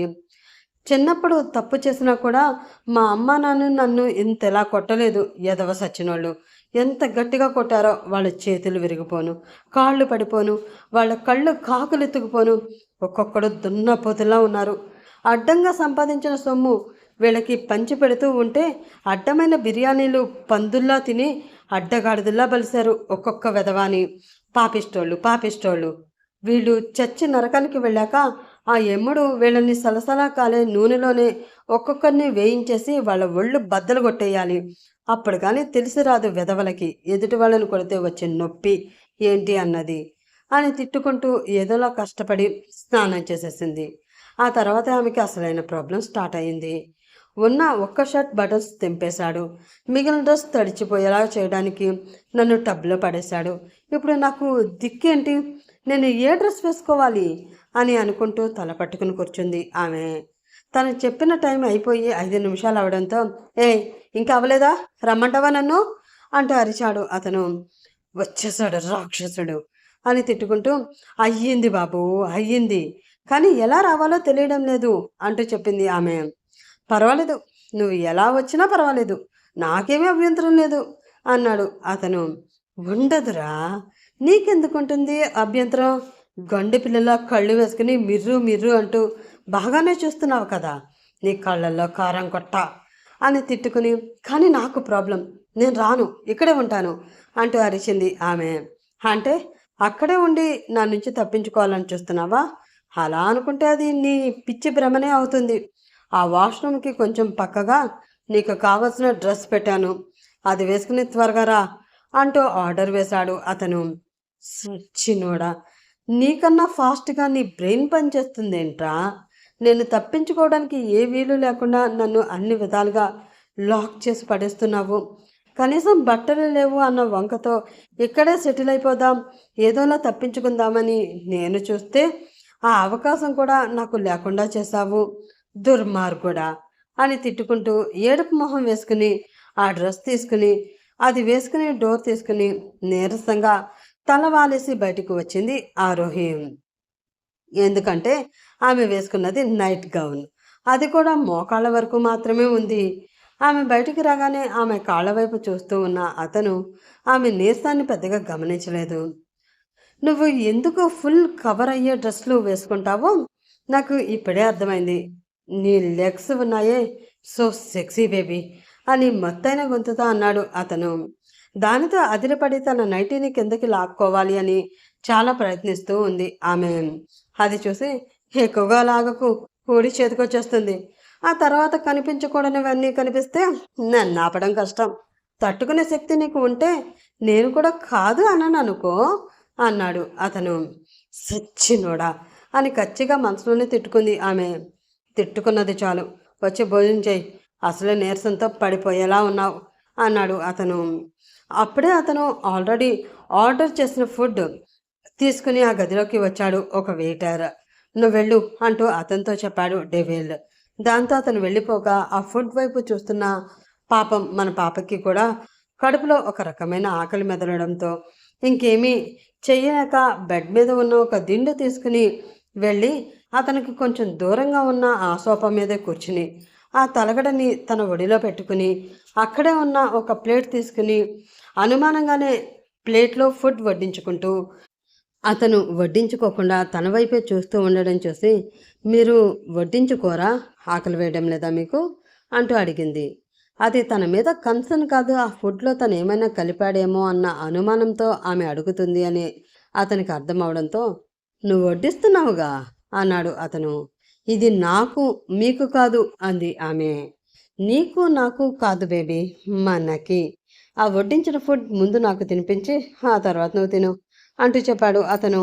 ఏంటి, నేను నీకు తినిపించాలా? కుదరదు కోపంగా అరిచింది ఆమె. కుదరాలి అన్నాడు అతను. కుదరదు, నేను తినిపించను పళ్ళు కొరుకుతూ చెప్పింది ఆమె. ఆ మాటతో అతని పెదవుల మీద ఒక ఈవిల్ స్మైల్ వచ్చింది. ఆ స్మైల్ని ఆమె అర్థం చేసుకునే లోపే అతని చేతిలో పడి ఆమె చిట్టి నడుం నలిగిపోతూ ఉంది. అది ఎంతగా అంటే అతని గోళ్ళు సైతం ఆ నడుములోకి దిగిపోయి భరించరాని నొప్పిని ఆమెకు పంచే అంతగా. ప్లీజ్ వదులు. కళ్ళలో నీళ్లు తిరిగిపోతూ ఉండగా అడిగింది ఆమె. తినిపించు, వదిలేస్తాను సీరియస్గా చెప్పాడు అతను. ఆ నొప్పిని భరించలేక కష్టంగా అతనికి తినిపించడానికి సిద్ధపడిన ఆమె ఆ అన్నంతో కూర కలుపుతూ ఉండగా చెయ్యి మంటపుడ్డి అమ్మా అంటూ చిన్నగా అరిచింది.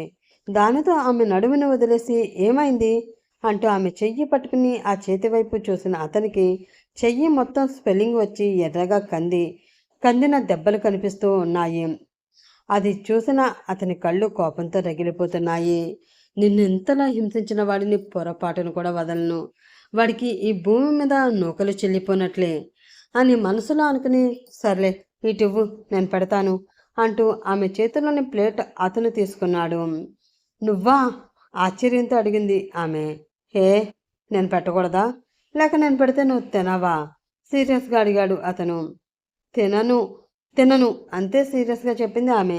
సరే అయితే ముద్ద కావాలో డిసైడ్ చేసుకో. ఆల్రెడీ నా చేతిలో పడి నలిగిపోయిన నీ నడుముని దృష్టిలో పెట్టుకుని మరి ముద్దు కావాలి అంటే నోరు మూసుకుని ఉండు, ముద్ద కావాలి అంటే నోరు తెరువు అంటూ ఆమెకు ఆప్షన్ ఇచ్చాడు అతను. ఆ మాటతో భయపడిన ఆమె ముద్దు కన్నా ముద్దే బెటర్ అనుకుని టక్కున నోరు తెరిచింది. మనసులోనే నవ్వుకుంటూ ఆమెకు ఫుడ్ తినిపిస్తూ ఉన్నాడు అతను. పాపం చాలా ఆకలి మీద ఉండడంతో పైగా తనకి ఇష్టమైన ఫుడ్ నోటిలోకి వెళుతూ ఉండడంతో ఆ క్షణంలో అన్నీ మర్చిపోయి అతను తినిపిస్తూ ఉన్న ఫుడ్ ప్రశాంతంగా మనస్ఫూర్తిగా తింది ఆమె. ఆమెకి తినిపిస్తూనే తను కూడా తినడం కంప్లీట్ చేసి ప్లేట్ ట్రేలో పెట్టేసి అక్కడ ఉన్న బెల్ ప్రెస్ చేశాడు అతను. దానితో బయట నుండి వచ్చిన వెయిటర్ ఆ ట్రే తీసుకుని బయటికి వెళ్ళిపోయాడు. తను ఫోన్ తీసుకుని తన మనిషికి కాల్ చేసి అహ్మద్ రేపు మార్నింగ్ వరకు నన్ను డిస్టర్బ్ చేయొద్దు. ఎంత అర్జెంట్ ఎమర్జెన్సీ పనైనా సరే నువ్వే మేనేజ్ చేయి, నా వరకు తీసుకురావద్దు అంటూ సీరియస్గా వార్నింగ్ ఇచ్చి కాల్ కట్ చేశాడు డెవిల్. ఈయన గారికి అర్ధరాత్రులు చేసే అర్జెంట్ పనులు కూడా ఉంటాయా?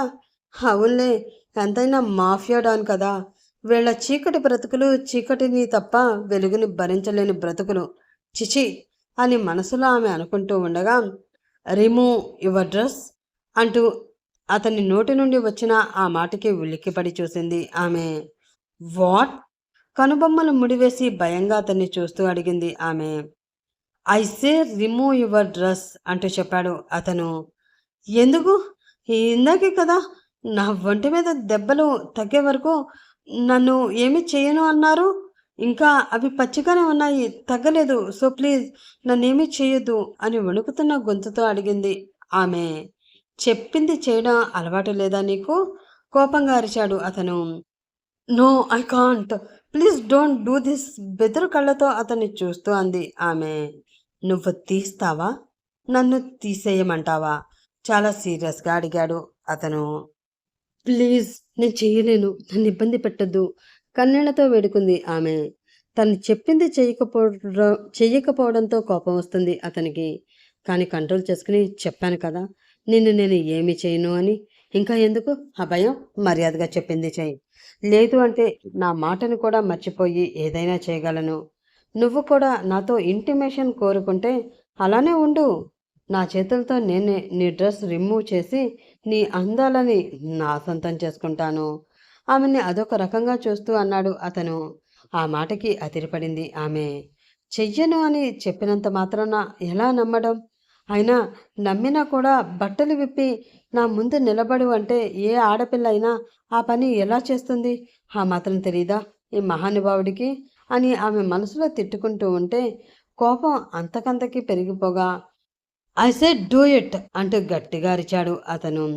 ఆ అరుపుతో బెదిరిపోయిన ఆమె టకాటకా తన నైటీకి ఉన్న బటన్స్ విప్పి అది తీసి గుండెలకి హత్తుకుని అలాగే పట్టుకుని గట్టిగా కళ్ళు మూసుకుని ఏడుస్తూ ఉండిపోయింది.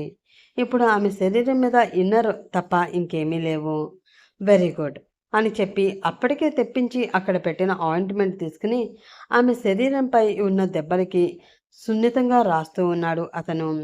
నొప్పి వస్తున్న దెబ్బల మీద చల్లగా ఆయింట్మెంట్ తగలడంతో ఏదో అనుమానం వచ్చిన ఆరోహి చిన్నగా కళ్ళు తెరిచి చూసింది. తన కళ్ళ ముందు కోరికతో తన శరీరాన్ని చూడకుండా కేవలం తన దెబ్బలని మాత్రమే చూస్తూ వాటిపై ఆయింట్మెంట్ పూస్తూ ఏ ఎక్స్ప్రెషన్ లేకుండా కనిపించాడు డెవిల్. అతన్ని అలా చూస్తూ ఉంటే ఏదో తెలియని ఫీలింగ్ కలుగుతుంది ఆమెకి. నా శరీరం మాత్రమే కోరుకున్న అతనికి శరీరంపై ఉన్న దెబ్బలకి ఆయింట్మెంట్ రాయవలసిన అవసరం ఏముంది? ఇదంతా కావాలనే చేస్తున్నాడా? లేదు అంటే వేరే కారణం ఏమైనా ఉందా? ఒకవేళ నాతో అంతగా ఇంటిమేట్ అవ్వడమే అతను కోరుకుని ఉన్నట్లయితే ఇదంతా చేయవలసిన అవసరం లేదు కదా! తనకి నచ్చిన అంతసేపు నాతో బలవంతంగా అయినా సరే ఎంజాయ్ చేసి నన్ను బయటికి విసిరిపడేయొచ్చు కదా! కానీ అలా చేయకుండా నన్ను కేరింగ్‌గా చూసుకుంటున్నాడు. ఇబ్బంది పెడుతూ కూడా అందులో ఒకలాంటి కేర్ చూపిస్తున్నాడు. ఎందుకు ఇలా? ఇతనికి నేను ముందే తెలుసా? తెలిస్తే ఎలా తెలుసు? అని ఆలోచిస్తూ ఆమె ఉండగానే, ఏంటి ఇంకా ఇలాగే ఉండి నన్ను టెంప్ట్ చేయాలి అని చూస్తున్నావా? నేను అలా టెంప్ట్ అయితే మరి నీకే రిస్క్. పర్వాలేదా? అంటూ అడిగాడు డెవిల్. ఆ మాటతో ఒక్కసారిగా స్పృహలోకి వచ్చిన మన పాపకి అప్పుడు అర్థమైంది. అతను తన శరీరంపై ఉన్న దెబ్బలకి ఆయింట్మెంట్ రాసేసి చాలాసేపు అయిందని. తనకి దూరంగా వెళ్ళి బెడ్ మీద కూర్చుని ఏదో ఒక బుక్ చదువుతున్నాడు అన్న విషయం. దానితో తల కొట్టుకుని, హోసేయ్ ఆరోహి, నీకు రాను రాను బుద్ధి లేకుండా పోతుంది. ఎప్పుడూ ఊహల్లో కాకుండా కొంచెం వాస్తవంలో కూడా బ్రతకవే తల్లి, బాగుపడతావు అని తనని తాను తిట్టుకుని కింద పడి ఉన్న నైటీ తీసుకుని అది వేసుకుంది ఆమె. అతని స్పర్శ తన శరీరానికి తగలడంతో అదిరిపడిన ఆమె తనకి తెలియకుండానే తన చేతుల్లో ఉన్న నైటీని నేల మీదకి వదిలేస్తున్న సంగతి అసలు గమనించలేకపోయింది ఆ క్షణం ఆ పాప. బాగా నిద్ర వస్తూ ఉండడంతో అటు ఇటు చూసి, నేను ఎక్కడ పడుకోవాలి? నాకు వేరే రూమ్ ఏమైనా ఉందా? అంటూ అమాయకంగా ప్రశ్నించింది ఆమె. ఆమె వైపు ఒక వియర్డ్ లుక్ ఇచ్చి, వేరే రూమ్ ఎందుకు? నువ్వు మరీ అంత లావుగా లేవు కదా! ఈ రూములో పట్టనంతగా సన్నగా పీలలా ఉన్నావు. నీకు ఈ రూమ్ సరిపోతుందనుకుంటున్నాను. చాలదు అంటే చెప్పు. కొంచెం పెద్ద రూమ్ బుక్ చేస్తాను అంటూ అడిగాడు అతను. ఆ మాటతో తల కొట్టుకుని, అలా కాదు, ఈ రూమ్లో మీరు ఉంటున్నారు కదా, మరి నేనెక్కడ ఉండాలి? నేను ఎక్కడ పడుకోవాలి? ఇబ్బందిగా ఉంటుంది కదా, అందుకే నాకు సపరేట్ రూమ్ ఏమైనా ఇస్తే బాగుంటుంది అని అడిగాను అంతే అంది ఆమె. సపరేట్గా నీకు రూమ్ ఇచ్చి నిన్ను రాణిలా చూసుకోవడానికి కాదు నిన్ను నాతో తెచ్చుకున్నది, నాతో ఉంచుకోవడానికి. ఆ పదాన్ని నొక్కి పలుకుతూ చెప్పాడు అతను. ఎంత మాట అన్నావురా నన్ను, సచ్చినోడా అని మనసులోనే తిట్టుకుంది.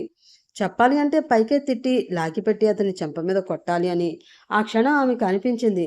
కానీ అలా చేస్తే ఏం చేస్తాడా అన్న భయంతో కొరకొర అతన్ని చూస్తూ ఉంది ఆమె. ఎంతసేపైనా చూస్తావు? నిద్ర రావడం లేదా నీకు? అడిగాడు అతను. ఆ మాటతో స్పృహలోకి వచ్చి, హా వస్తుంది, ఇదిగో ఇలా సోఫాలో పడుకుంటాను నేను అని అంటూ ఆ సోఫా వైపే వెళుతున్న ఆమెను చూసి, నోరు మూసుకుని వచ్చి బెడ్ మీద పడుకో, ఏమీ చెయ్యను అని చెప్పాను కదా. అలా చెప్పిన తర్వాత కూడా ఎందుకు దూరంగా ఉండాలని చూస్తున్నావు?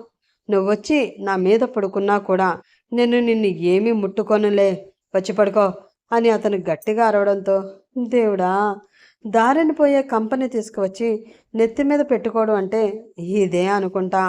వాడు మానానికి వాడు చక్కగా పుస్తకం చదువుకుంటున్నాడు. ఈ టైంలో వాడిని కదిలించడం అంత అవసరమా? వాడికి చెప్పకుండా చక్కగా శుభ్రంగా వెళ్ళి ఆ సోఫాలో పడుకుంటే వాడు ఏం పీకుతాడు? ఏమీ చేయలేడు కదా. దానికి పోయి నేను సోఫాలో పడుకుంటా, కుర్చీలో పడుకుంటా, బెడ్ కింద పడుకుంటా అని వాడికి చెప్పి ఎందుకు వాడి పక్కన వాడిగా నాకు ప్లేస్ ఇచ్చేలా చేసుకోవడం దరిద్రం కాకపోతే. ఇప్పుడు అక్కడ పడుకోలేదు అంటే ఈ డెవిల్ గాడు ఏం చేస్తాడో ఏంటో. ఇంకా తప్పదు నాకు అని మనసులో అనుకుంటూనే వెళ్ళి అతనికి చాలా దూరంగా బెడ్కి ఒక పక్కగా పడుకుని వారిద్దరి మధ్యలో మధ్యరాత్రిలో అతను తన మీదకి రాకుండా తలగడని అడ్డుగా పెట్టింది ఆమె. ఆమె చేష్టలకి మనసులోనే నవ్వు వస్తున్నా కూడా కంట్రోల్ చేసుకుని తన బుక్ పక్కన పెట్టి లైట్ ఆఫ్ చేశాడు అతను. అలా లైట్ ఆఫ్ చేసిన 10 సెకండ్లకి కెవ్వున కేక వేసింది మన పాప. దానితో అదిరిపడి లైట్ ఆన్ చేసి, ఏమైంది అంటూ కంగారుగా అడిగాడు అతను. కంగారుగా అతన్ని చూసిన ఆమెకి తనకి దగ్గరగా అతను కనిపించాడు. మధ్యలో పెట్టిన తలగడ ఏమైపోయిందో మాత్రం కనిపించడం లేదు. నువ్వేంటి నాకు ఇంత దగ్గరగా వచ్చావు? పడుకునేటప్పుడు అంత దూరంగా ఉన్నావు కదా. మన మధ్య పెట్టిన పిలో పెట్టాను కదా, ఏమైంది అది అంటూ అరిచిత్తూ ఏడుపు గొంతుతో అడిగింది ఆమె. ఆమె వైపు విసుగ్గా చూస్తూ, మధ్యలో అడ్డు పెట్టడం నీకు తెలిస్తే ఆ అడ్డుని తొలగించి నిన్ను కౌగిలించుకుని పడుకోవడం ఎలా అన్నది నాకు తెలుసు. నోరు మూసుకుని పడుకో. ఎక్స్ట్రాలు చేశావు అంటే పక్కన నిన్ను కౌగిలించుకుని పడుకోవడం కాదు, నీ మీదకి ఎక్కి పడుకుంటాను.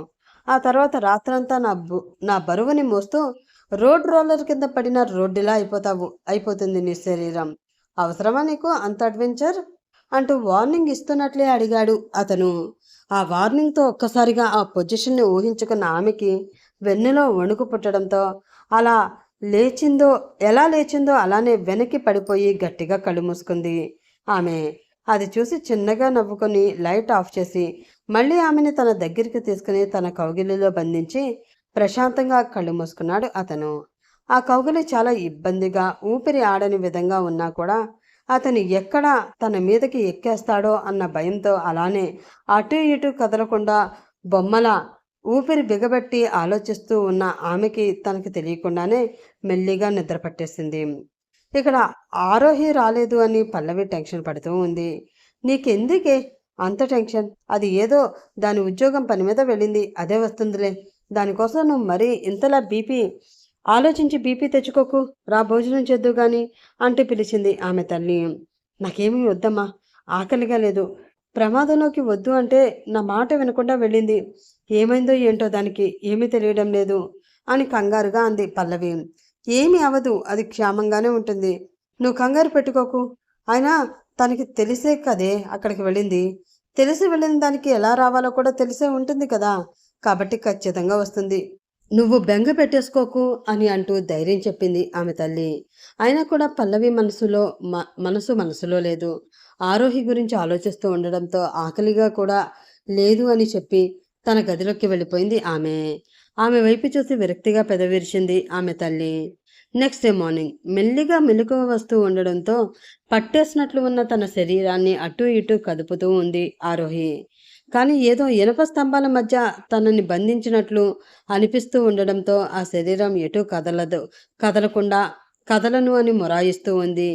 అది గమనించి ఏమైంది దీనికి, ఈరోజు ఇంతలా మొరాయిస్తుంది అని అనుకుంటూ చిన్నగా కళ్ళు తెరిచి చూసిన ఆమెకి కాళ్ళు చేతులు తన మీద వేసి తనని గట్టిగా తన కౌగిలిలో ఆమెను బంధించి వెచ్చని శ్వాసలు తన మెడవంపుల్లో వదులుతూ హాయిగా నిద్రపోతూ కనిపించాడు డెవిల్. ఒక్కసారిగా అతని మొహం చూసి దడుచుకున్న మన పాప ఆ తర్వాత అతను మనిషి అని కన్ఫర్మ్ చేసుకుని థూ థూ అని అంటూ తన వీపు మీద చిన్నగా చరుచుకుంది. అంటే అతను చూడడానికి మరీ అంత దారుణంగా ఉన్నాడు అని కాదు, కానీ మన పాపకి కొత్త మొహం కదా అది. పైగా అన్ని విషయాలు మర్చిపోయి హాయిగా నిద్రపోయి లేచిన తర్వాత పరాయి వ్యక్తిని తన పక్కన అంత దగ్గరగా చూసేసరికి కొంచెం భయపడింది అంతే. జరిగిందంతా గుర్తు రావడంతో దేవుడా, వీడి నుంచి తప్పించుకునే మార్గమే లేదా నాకు, ఎలా తప్పించుకోవాలి అని ఆలోచించుకుంటూ ఉన్న ఆమెకి అతను చాలా గాఢ నిద్రలో ఉన్నాడు అన్న విషయం అర్థమైంది. వీడు శుభ్రంగా దున్నపోతులా నిద్రపోతున్నాడు. వీడి వాలకం చూస్తూ ఉంటే ఇప్పుడప్పుడే మెలకువ వచ్చేటట్లు లేదు. కాబట్టి నేను తప్పించుకోవాలి అంటే ఇదే మంచి మార్గం, మంచి సమయం అని అనుకున్న ఆమె మెల్లిగా అతని చేతిని తీసి పక్కన పెట్టి ఆ తర్వాత అతని కాలును కూడా తీసి చిన్నగా బెడ్ మీద కొంచెం కొంచెం దూరం జరుగుతూ ఎలాగైతే అతనికి అనుమానం రాకుండా మెలకువ రాకముందే బెడ్ దిగిపోయింది. అక్కడి నుంచి ఆమె రెండో టాస్క్ డోర్ తీసుకుని బయటకు వెళ్ళడం. ఆ డోర్ తీస్తే పందుల్లాంటి బాడీ గార్డ్స్ బయట కాపలాగా ఉన్నారు అన్న సంగతి కూడా మర్చిపోయింది ఆమె. ఆ డోర్ తీస్తే చాలు తను బయట పడిపోవచ్చు, ఇంకా తనని ఎవరు ఆపలేరు, అడ్డుకోలేరు అన్న పిచ్చి భ్రమలో ఉన్న ఆమె ఆ డోర్ తీయడానికి ఉపయోగించే కీ కార్డు కోసం అక్కడంతా వెతుకుతూ ఉంది. కానీ అక్కడ ఎక్కడా కూడా ఆ కార్డు ఆమెకి కనిపించలేదు. రాక్షసుడు, నేను పారిపోతాను అని ముందుగానే ఊహించినట్లున్నాడు. అందుకే కార్డు నాకు దొరకకుండా ఎక్కడో దాచేసి వచ్చాడు విధవ. ఇలాంటి సమయంలో దొరదారుల కన్నా దొంగదారులే బెటర్. ఇది కాకుండా వేరే దారి ఏమైనా ఉందేమో తప్పించుకోవడానికి చూసుకోవాలి అని అనుకుంటూ ఆ రూమ్ మొత్తం చూసింది ఆమె. కానీ ఆమెకి ఎక్కడ ఎలాంటి క్లూ దొరకలేదు బయటికి పారిపోవడానికి. దాంతో కిటికీకి ఉన్న కర్టెన్స్ మెల్లిగా పక్కకు జరిపి చూసిన ఆమెకి ఎక్కడో అల్లంత దూరాన కింద కార్లు, బస్సులు, బళ్ళు వెళుతున్నట్లు కనిపించాయి.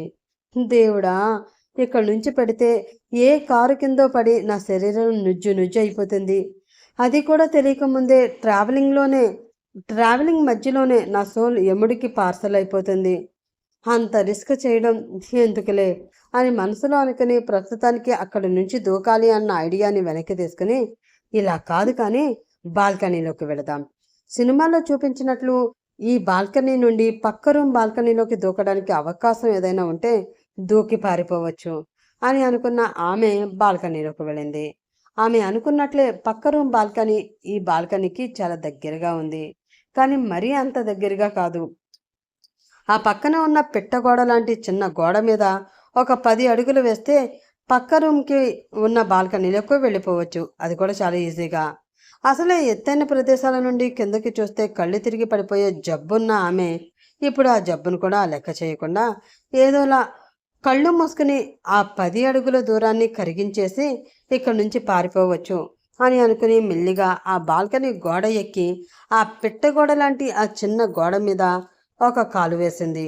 కిందకి చూడకూడదు చూడకూడదు అనుకుంటూనే అలానే మెల్లిగా జరుపుతూ 2 అడుగులు పక్కకి జరుపుకుంటూ అనుకోకుండా ఒక్కసారి కిందకి చూసిన ఆమెకి కళ్ళు గుండ్రంగా తిరిగాయి.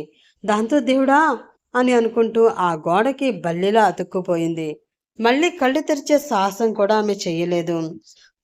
పొద్దునే లెగిసి ఆ డెవిల్ గాడి మొహం చూసినప్పుడే అనుకున్నాను, నాకు ఖచ్చితంగా ఈరోజు చావు రాసిపెట్టి ఉంది అని. కానీ ఆ చావుని నాకు నేనుగా ఇన్విటేషన్ కార్డు ఇచ్చి మరీ ఆహ్వానిస్తాను అని అస్సలు అనుకోలేదు అని తల కొట్టుకుంటూ ఏం చెయ్యాలో అర్థం కాక అలానే బొమ్మలా బిగుసుకుపోయిన ఆమెకి, నన్ను ఏమైనా హెల్ప్ చేయమంటావా అంటూ ఒక సీరియస్ అయిన గొంతు వినిపించింది. దానితో అదిరిపడి మెల్లిగా ఒక కన్ను మాత్రమే తెరిచి ఆ వాయిస్ వచ్చిన వైపుకి చూసిన ఆమెకి మొహం రౌద్రంగా పెట్టుకుని ఆమె వైపే చాలా కోపంగా చూస్తూ కనిపించాడు డెవిల్. అతన్ని చూడగానే పై ప్రాణాలు పైనే పోయాయి ఆమెకి.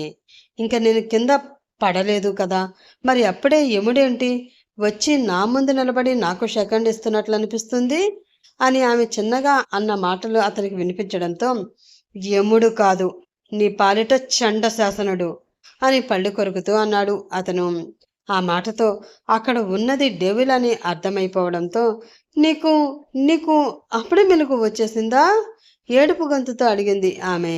ఏ రాకపోతే స్పైడర్ మ్యాన్లా ఇక్కడ నుంచి జంప్ చేసి పారిపోదాం అనుకుంటున్నావా అంటూ అడిగాడు అతను. నా బొందా, కనీసం హ్యూమన్ మ్యాన్ లాగా ఆలోచించి ఐడియాలు వేసే తెలివితేటలు కూడా ఈ మట్టి బుర్రకి లేవిక్కడ.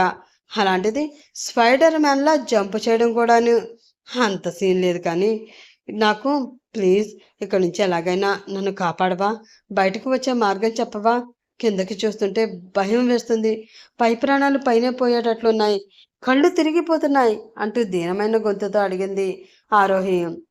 అంత ఎత్తు నుండి చూస్తే కళ్ళు తిరుగుతాయి అని, ఆ బాల్కనీలోకి వెళ్ళకముందు తల తిరిగి కింద పడిపోతాను అని ముందుగా తెలియలేదా నీకు అంటూ అడిగాడు డెవిల్. దేవుడా, డెత్ చివర నేను నిలబడి ఉంటే నీ డెడ్లీ క్వశ్చన్స్ ఏంటయ్యా బాబు, నువ్వు ఏమి అడగాలనుకున్నా కూడా నేను అక్కడికి వచ్చిన తర్వాత అడుగు, తీరిక ఒక కప్పు కాఫీ తాగుతూ మరీ సమాధానం చెప్తాను.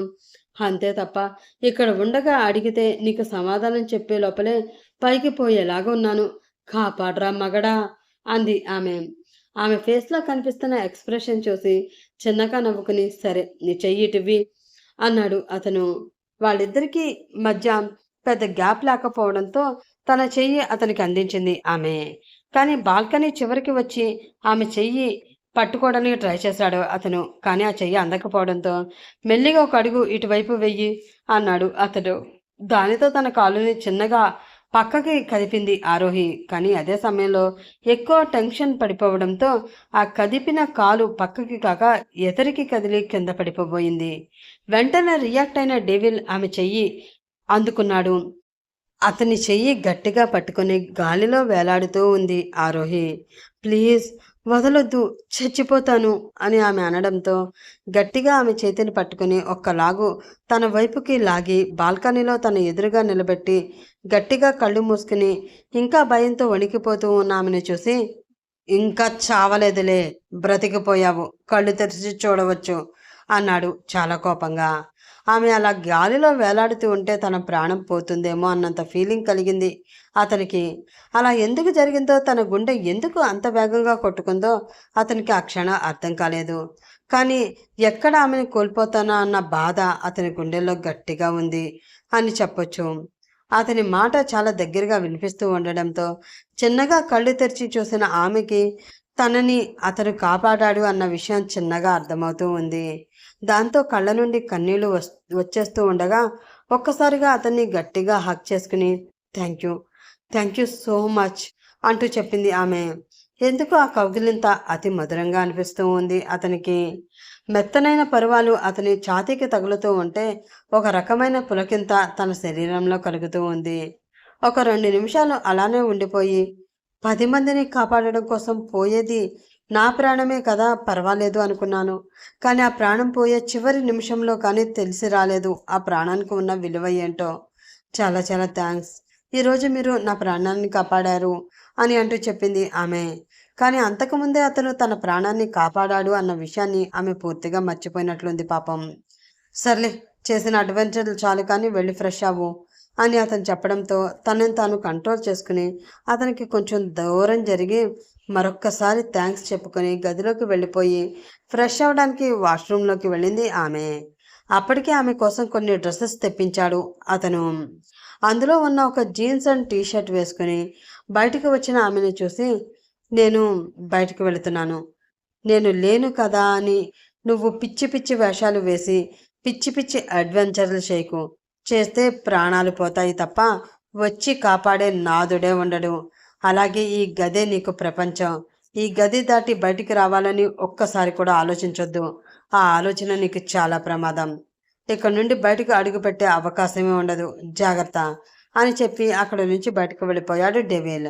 అతను వెళ్ళిన వైపే చూస్తూ మూతి తిప్పుతూ వీడేదో పెద్ద సీఎం అన్నట్లు ఆర్డర్లు వేసి వెళ్ళిపోతున్నాడు. ట్రాఫిక్ రూల్స్ పాటించండి అని సీఎం చెప్తేనే నేను వినను, అలాంటిది వీడు పెట్టే తొక్కలో రూల్స్ పాటిస్తానా ఏంటి? వీడి పిచ్చి గాని. ఒక్కదాన్ని ఈ గదిలో ఈ 4 గోడల మధ్య ఎలా ఉండాలి? అసలే పిచ్చ బోర్ కొడుతుంది.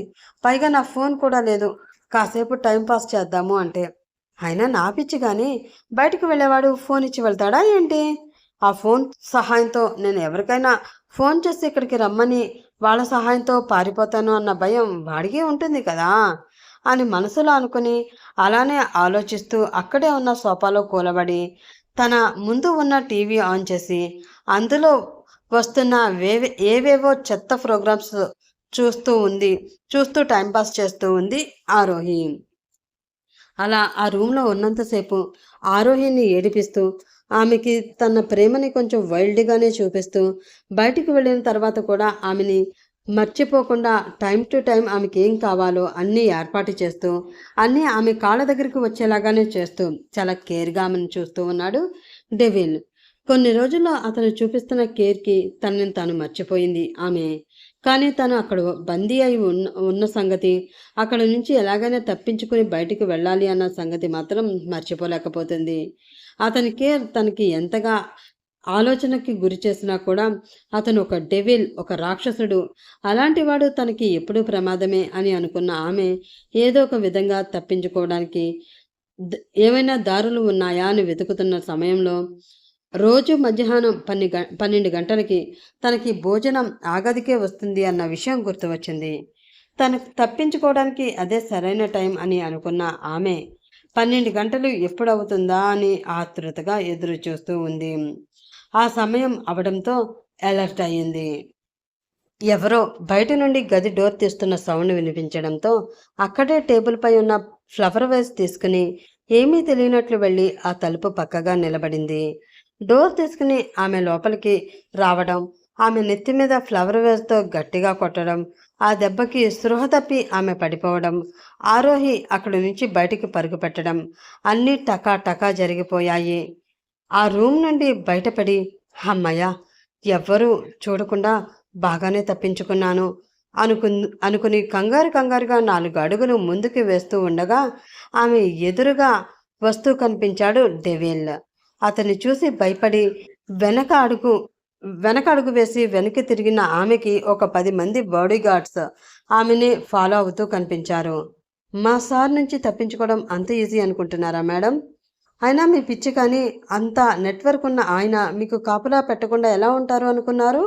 అని ఒక కన్నింగ్ స్మైల్ విసురుతూ వాళ్ళు అడగడంతో నెత్తి మీద పిడుగుపడినట్లు అనిపించింది ఆరోహికి. నిజమే. వీడి నెట్వర్క్ గురించి తెలిసి కూడా వీడి నుంచి తప్పించుకోవాలని చిన్నపిల్లలా ప్లాన్ చేసి దొరికిపోవడం నా తప్పే. ఇప్పుడు ఈ రాక్షసుడు ఏం చేస్తాడో ఏంటో అని మనసులో ఆమె అనుకుంటూ ఉండగా అప్పటికే వాళ్ళని చూసేసిన డెవిల్కి ఆరోహి తప్పించుకుని పారిపోవడానికి ప్రయత్నించింది అని అర్థమవడంతో అతని కళ్ళు కోపంతో ఎరిపెక్కాయి. ఆవేశంగా ఆమె దగ్గరికి వెళ్ళి ఆమె చెయ్యి గట్టిగా పట్టుకుని మూవ్ అంటూ గట్టిగా అరిచాడు అతను. దానితో అక్కడ ఉన్న బాడీగార్డ్స్ అతను వెళ్ళడానికి దారి ఇవ్వగా ఆమెని లాక్కుని గదిలోకి తీసుకువెళ్ళి డోర్ లాక్ చేశాడు డెవిల్. అప్పటికే అక్కడ పడి ఉన్న మనిషిని నీళ్లు కొట్టి లేపి బయటికి పంపించేశారు బాడీగార్డ్స్. ఇప్పుడు ఆ గదిలో ఎవ్వరూ లేరు. లోపలికి వచ్చి ఆమెను ఫోర్స్గా బెడ్ మీదకి తోసి రూమ్ డోర్ లాక్ చేసి నిప్పులు కక్కుతున్న కళ్ళతో ఆమె వైపే చూస్తూ ఉన్నాడు డెవిల్. గుండె 100 దాటి కొట్టేసుకుంటూ ఉండగా వేటగాడి వలలో చిక్కుకున్న చిట్టి చేపపిల్లలాగా బెదురుగా అతని వైపు చూస్తూ ఉంది ఆమె. How dare you! నీకు చెప్పాను కదా నా నుంచి తప్పించుకోవడం అంత సులువు కాదు అని. అలాంటి ప్రయత్నాలు చెయ్యొద్దు అని. చేశావు అంటే నాలోని రాక్షసుని చూస్తావు అని. అయినా కూడా నువ్వు ఎంత సాహసం చేశావు అంటే నేనంటే అసలు లెక్కలేదు అనే కదా అర్థం. అలాగే కదా అర్థమవుతుంది. సర్లే, ఆ లెక్కలేనితనం ఏంటో నేను చూస్తాను అని అంటూ తన ఒంటిపై ఉన్న కోటు విప్పి పక్కన పడేసి షర్ట్ బటన్స్ విప్పుతూ ఉన్నాడు అతను. అది చూసిన ఆరోహికి భయంతో వణుకు వచ్చేసింది. ఇంకా ఎప్పుడు ఇలా చేయను, ప్లీజ్ ప్లీజ్ నన్నేమీ చెయ్యొద్దు అంటూ బతిమిలాడుతూనే ఉంది ఆమె. కానీ మనసులో ఈరోజు అతను ఏదో ఒకటి తనని చేస్తాడు అన్న ఆలోచన ఆమెని నిలువెల్ల వణికించేస్తూ ఉంది. నేను ఎవరికైనా ఒక్క అవకాశం ఇస్తాను. అది మిస్లీడ్ చేస్తే వాళ్ళ అంతు చూడడం తప్ప వాళ్ళకి మరొక అవకాశం ఇచ్చే ఆలోచనే నాకు లేదు. ఈరోజు తెలుస్తుంది నీకు ఈ విషయం క్లియర్గా అని అంటూ ఆ షర్ట్ విప్పి పక్కన పడేసి ఆమె మీదకి ఒక్కసారిగా దూకాడు అతను. అతని నుంచి తప్పించుకోవడం కోసం పక్కకు జరిగి ఆ బెడ్ దిగి పరుగు తీసింది ఆమె. పాపం ఆరోహి ఎంత పరుగు తీసినా కూడా అది ఆ గది వరకు మాత్రమే, బయటికి వెళ్ళలేదు అన్న విషయాన్ని ఆ క్షణం ఆమె మరిచిపోయింది. కోపంగా ఆమె వైపు చూస్తూ ఆమె వెనక పడ్డాడు అతను. అతనికి దొరకకూడదు అని ప్రాణాలని అరచేతిలో పెట్టుకుని ఆ రూమ్ అంతా పరుగు పెడుతూ ఉంది ఆమె. కానీ అతను వదలలేదు. 2 అడుగుల్లో ఆమెను చేరుకుని ఆమె భుజాలు పట్టుకుని ఆ భుజాలు 2 గట్టిగా పట్టుకుని నా నుంచి తప్పించుకోవడం అంత ఈజీ కాదు అని అంటూ ఎర్రగా మెరుస్తూ ఉన్న ఆమె పెదవుల వైపు క్రూరమైన నవ్వుతో చూస్తూ ఒక్కసారిగా ఆమె భుజాలు పట్టుకుని తన మీదకి లాక్కుని ఆమె నడుముని తన చేతి మధ్యలో నలిపేస్తూ ఆమె పెదవులని తన పెదవులతో అందుకుని కోపంగా వాటిని కొరికేస్తూ ఆమె పెదవుల నుండి రక్తాన్ని, కళ్ళ నుండి కన్నీటిని ఒకేసారి రప్పించాడు అతను. అతని నుంచి తప్పించుకోవడానికి చాలా ప్రయత్నిస్తూ ఉంది ఆమె. కానీ ఉక్కు పట్టు ముందు ఆమె చేస్తున్న ప్రయత్నాలన్నీ ఎందుకు పనికి రాకుండా పోతున్నాయి. ఆ పెదాల మీద చేసిన దాడి సరిపోక తన పెదాలని మెల్లిగా మెడ మీదగా రాస్తూ భుజం దగ్గర గట్టిగా ఒక బయటిచ్చాడు అతను. అమ్మా అని అరిచిన ఆమె అరుపు అతనిలోని రాక్షసుడికి వినసొంపుగా వినిపిస్తూ ఉండడంతో వెనకే ఉన్న గోడకి ఆమెని హోల్డ్ చేసి ఆమె 2 చేతులు పైకి ఎత్తి తన ఒక్క చేతితో ఆ 2 చేతుల్ని గట్టిగా లాక్ చేసి తన మరొక చేతితో ఆమె టాప్ చివర పట్టుకుని దాన్ని పైకి ఎత్తి ఎత్తుగా కనిపిస్తున్న ఆమె అందాలపై తన పంటి ఘాట్లను ముద్రిస్తూ ఉన్నాడు అతను. అతను చేస్తున్న పనులను తట్టుకోలేక అరుస్తూనే ఉంది ఆమె. ఆ అరుపులన్నీ ఏమాత్రం పట్టించుకోకుండా ఆమెకు ఒక రకమైన నరకాన్ని చూపిస్తున్నాడు అతను. ప్లీజ్ నన్నేమీ చెయ్యొద్దు, ఇంకెప్పుడు ఇలా చేయను, మీరు చెప్పినట్లే వింటాను అని ఆమె వేడుకుంటూ ఉన్నా కూడా అతనికి కనికరం కలగలేదు. అతనికి అంత కోపం రావడానికి కారణం ఆమె హోటల్ దాటి బయటికి వెళితే ఆమె ప్రాణానికే ప్రమాదం. ఏదో తన దగ్గర ఉంటుంది అని ఆ డేవిడ్ ఆమెను వదిలేస్తున్నాడు తప్ప ఆ గది దాటి బయటికి వెళితే ఆమె జీవితం ఏమైపోతుందో కనీసం ఊహించలేదు ఆరోహి. ఎందుకో మొదటి చూపులోనే ఆరోహి తనకి బాగా నచ్చడంతో ఆమెను కాపాడాలి అన్న ఉద్దేశంతో తనకి ఆమె కావాలి అంటూ ఆ గదిలోకి తీసుకువచ్చి ఆమెని అక్కడ లాక్ చేశాడు డెవిల్. ఆమె ఇష్టం లేకుండా ఆమెను సొంతం చేసుకోవడం తనకి ఇష్టం లేకపోవడంతో ఆమెకి దగ్గరగానే ఉంటూ తమ మధ్య దూరాన్ని ఉంచాడు. కానీ ఈరోజు అక్కడ నుంచి పారిపోవాలని ప్రయత్నించి ఆరోహి అతనికి విపరీతమైన కోపం వచ్చేలా చేసింది. ఆ కోపంలో విచక్షణని కోల్పోయి తను ఏం చేస్తున్నాడో తనకే తెలియకుండా ఆమెని పూర్తిగా తన సొంతం చేసుకుంటూ తన దగ్గరే పడి ఉంటుంది చేసుకుంటే తన దగ్గరే పడి ఉంటుంది అన్న ఉద్దేశంతో ఆమె మీద లైంగికంగా దాడి చేస్తున్నాడు. కానీ అది కూడా ఏదో కోపావేశంతో తప్ప ఆమెని హింసించాలి అని అతని మనసులో ఏమాత్రం లేదు. పెద్దగా ఏడుస్తూ ఉన్న ఆమె కన్నీరు అతని మనసుని కరిగించలేకపోయింది. ఆమె అందాలపై తన దాడిని కంటిన్యూ చేస్తూనే ఒక్కసారి తల పైకి ఎత్తి చూసిన అతనికి కన్నీళ్లతో తడిచిపోయిన ఆమె మొహం కనిపించింది, ఎర్రగా కందిపోయి. అది చూసిన వెంటనే అతను చేస్తున్న పని ఆటోమేటిక్గా ఆగిపోయింది. ఎందుకో అలా దీనంగా ఉన్న ఆమె మొహం చూస్తూ ఉంటే మనసులో ఏదో తెలియని బాధ అతనికి కలుగుతుంది. ఆమెకి తన మొహాన్ని కొంచెం దూరం జరిపి ఆమె చేతుల్ని వదిలేశాడు అతను. ఆమె ఇంకా అలానే ఏడుస్తూ ఉండడం భరించలేక ఒక్కసారిగా ఆమెని దగ్గరికి తీసుకుని గట్టిగా కౌగిలించుకున్నాడు అతను. ఆ క్షణం అతని కళ్ళల్లో కూడా నీళ్లు తిరిగాయి. అవి అతని చెంపలు తడుపుతూ వచ్చి ఆరోహి భుజం మీద పడ్డాయి. దాంతో షాక్ అయింది ఆరోహి. ఆ తర్వాత ఏం జరుగుతుంది? అసలు ఈ డెవిల్ ఎందుకు బాధపడుతున్నాడు? ఆరోహి అతనికి ముందుగానే తెలుసా? తెలిస్తే వాళ్ళ పరిచయం ఎలా ఎప్పుడు జరిగింది తెలుసుకోవాలంటే నెక్స్ట్ పార్ట్ కోసం వెయిట్ చేస్తూ ఉండండి ఫ్రెండ్స్. ఇంకా లాస్ట్ పార్ట్ ఒకటే ఉంది, అది కూడా రేపు పొద్దున్న ఇచ్చేస్తాను. రేపు సాయంత్రం 6 గంటలకు వస్తుంది. సో అప్పటి వరకు వెయిట్ చేస్తారని ఆశిస్తూ ఇంకా సెలవు తీసుకుంటున్నాను friends. Bye, have a nice day.